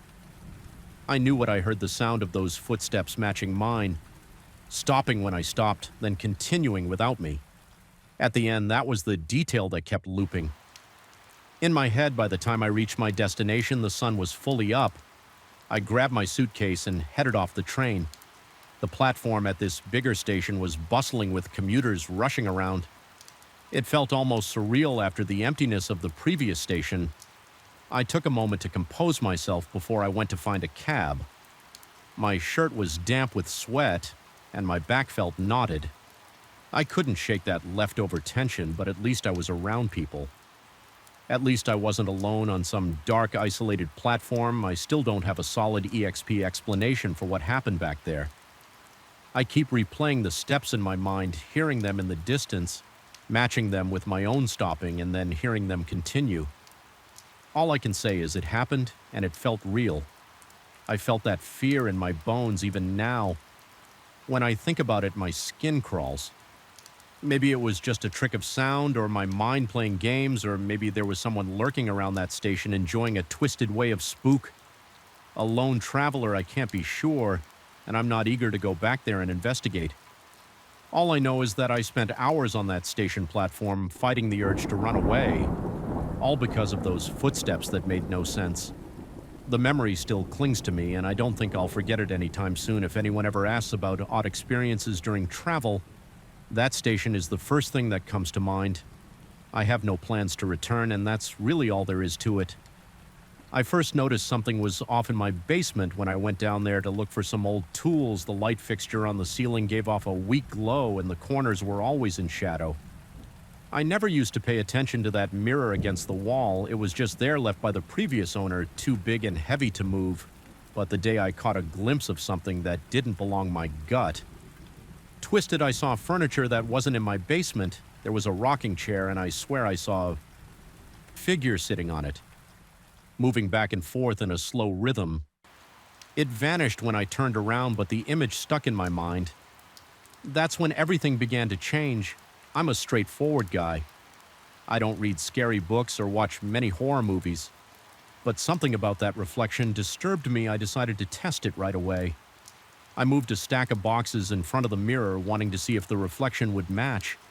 The real basement had those boxes stacked against the wall when I looked in the mirror, though I didn't see the boxes. I saw a rocking chair in that exact spot. A figure sat there with its back slightly turned shoulders, hunched arms resting on the chair's armrests. The rocking motion was slow, almost gentle. I froze, staring at that shape, trying to pick out details. The figure had a dark jacket or maybe a sweater. Its hair, if it had. Hair looked black, but I couldn't see a face. Then it lifted a hand like a slow wave. My neck tightened, and I felt my pulse thumping in my ears. I walked away. I tried to calm myself upstairs, leaning against the kitchen counter, feeling my hands tremble. The rest of the house felt normal. I could hear the hum of the refrigerator. I could see the sun shining through the window. Everything was in its place except for the feeling that something was waiting for me down there. My heart felt heavy, but I had to be sure maybe my mind was playing tricks, so I went back. I took a deep breath and forced myself to flip on that weak basement light again. When I reached the bottom of the stairs, I saw the mirror right where it always was, tilted slightly forward. Leaning against the wall, the stack of boxes still blocked the wall in real life, but in the mirror's image, there was only the rocking chair. The figure didn't move. I stepped closer. My shoes made a scraping sound on the rough cement floor. I noticed a strange hush. Even the old pipe seemed quieter. The figure started rocking again, a soft creaking that made my skin crawl. It felt like the sound was leaking through the mirror. I walked around the mirror, checking its backside. I ran my hand along the frame, feeling for any gaps or hidden compartments. It was just wood and glass covered in dust. No wires, no screens, nothing that made sense as an explanation. The reflection showed a room like mine, but not identical. The walls looked darker, and I saw shapes of furniture that didn't match anything I owned. The only clear item was that rocking chair. I tried to move the mirror to see if the reflection would change. The mirror was heavy, so I just tilted it a bit, keeping my hands on the sides, bracing myself. The reflection changed angles too, but the chair and the figure remained there.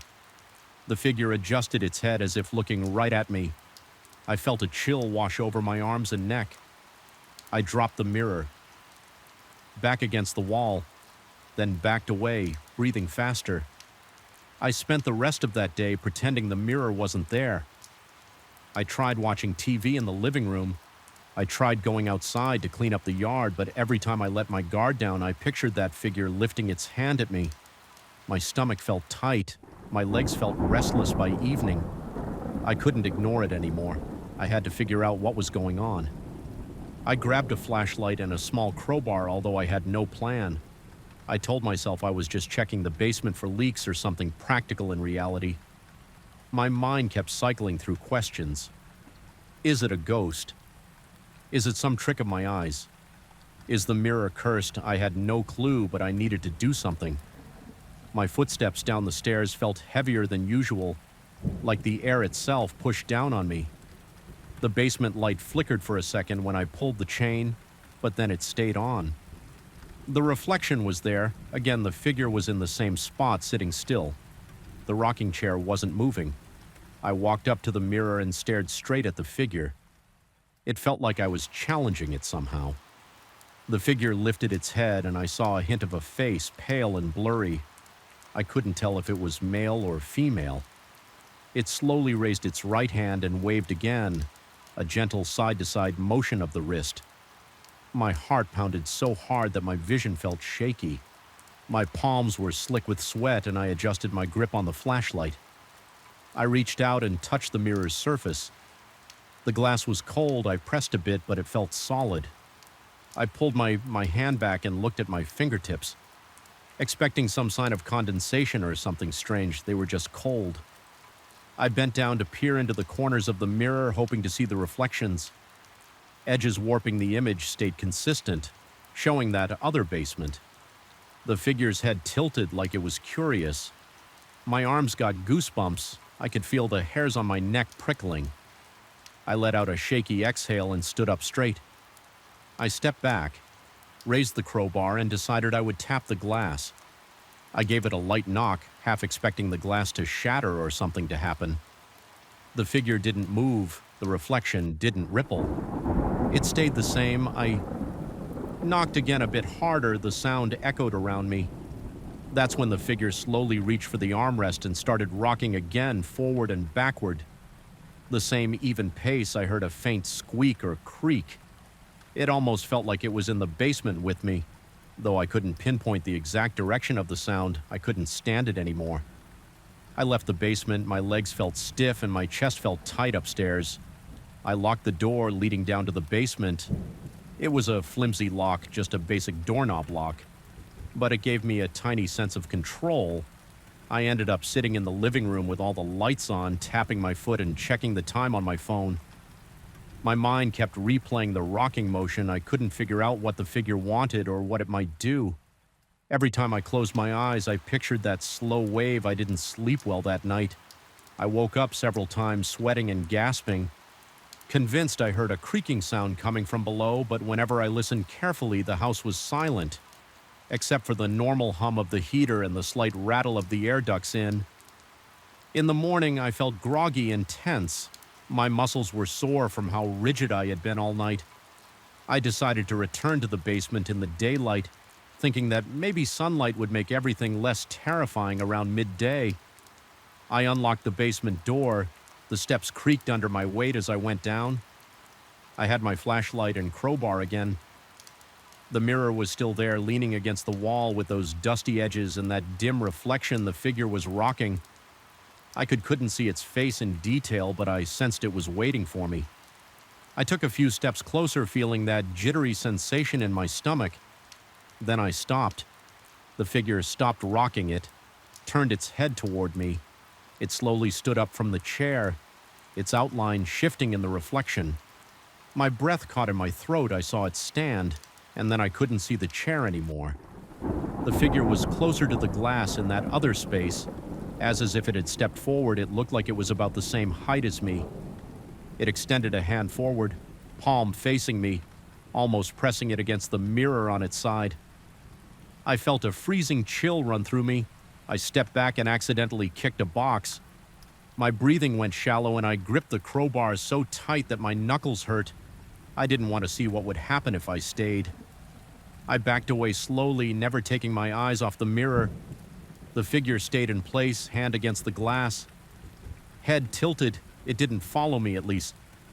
Not in the reflection. I reached the staircase and hurried up my chest. Thewing with fear, I left the light on down there and slammed the door shut at the top for several days. I avoided the basement. I went to work, came home and did my best to ignore the presence downstairs. I tried to distract myself with errands, chores, and mindless TV shows, but at night I felt a persistent pressure in my chest, like the feeling you get before a storm.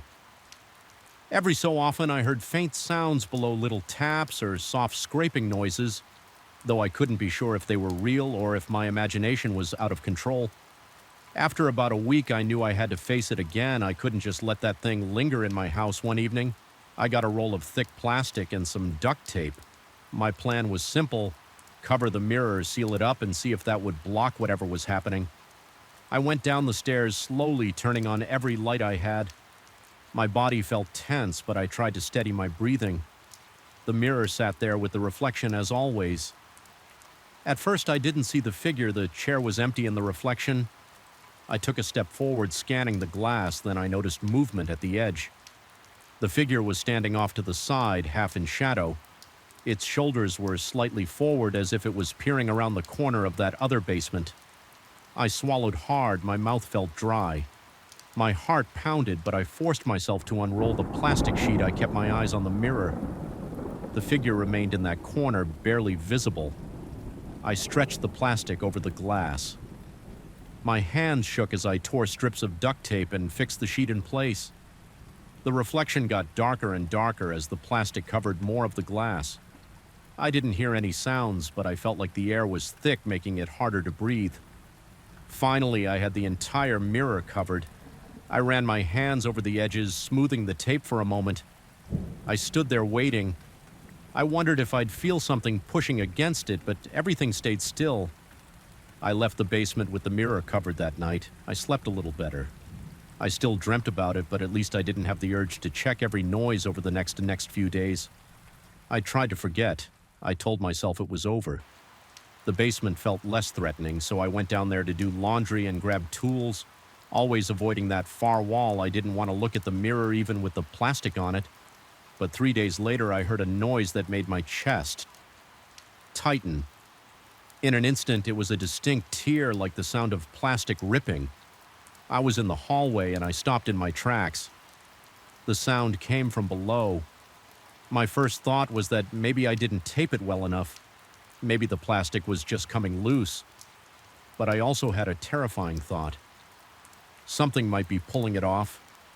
I stood there at the top of the basement stairs, gripping the banister. My hands sweaty, I grabbed a flashlight and stood on the top step. The light switch was at the bottom of the stairs, so I had to descend in the dark until I reached it. The ripping sound was gone and the basement felt quiet. I took each step, slowly aiming the flashlight ahead. When I reached the bottom, I pulled the chain to turn on the overhead bulb. My stomach sank when I saw the plastic. It was peeled back from one side like a corner had been tugged loose. The duct tape was still stuck to the frame, but the plastic was ripped down the middle. A large vertical tear I approached with my flashlight. Raised the inside of the tear, showed the mirror's glass. The reflection inside was pitch black at first because the rest of the plastic was blocking the light. Then in that opening, I saw movement. The figure's face appeared near the TR, peering out as if it was looking through a gap in a curtain. I gasped and stumbled back, almost falling over a box. I landed on one knee, my heart hammering so hard I could hear it. The figure's face was still indistinct, but I could see its eyes. They were dark, and they felt focused on me.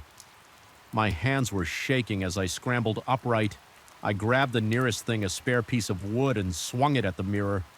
The wood bounced off without breaking the glass. The sound was loud, and I winced, half expecting shards to fly everywhere, but the mirror stayed intact. That face didn't flinch. The figure just pulled back slightly, disappearing into the gloom of that other room. I stood there breathing hard, my arms tingling with adrenaline. I had no clue what to do next, so I ran upstairs and slammed the door. My hands were unsteady and my legs felt weak. I paced around my living room thinking about calling someone, but who would I call a mirror repair service? The cops, a paranormal investigator. I ended up just standing by the kitchen sink, holding a glass of water. Trying to calm myself, my shirt was damp with sweat. When I finally went back down, I was done playing around. I came armed with a hammer and a large blanket. I wrapped the blanket around the mirror, covering the ripped plastic in the process. Then I used the hammer to drive nails into the wall around it, hooking the edges of the blanket. I wanted to bury that thing under layers of fabric and tape.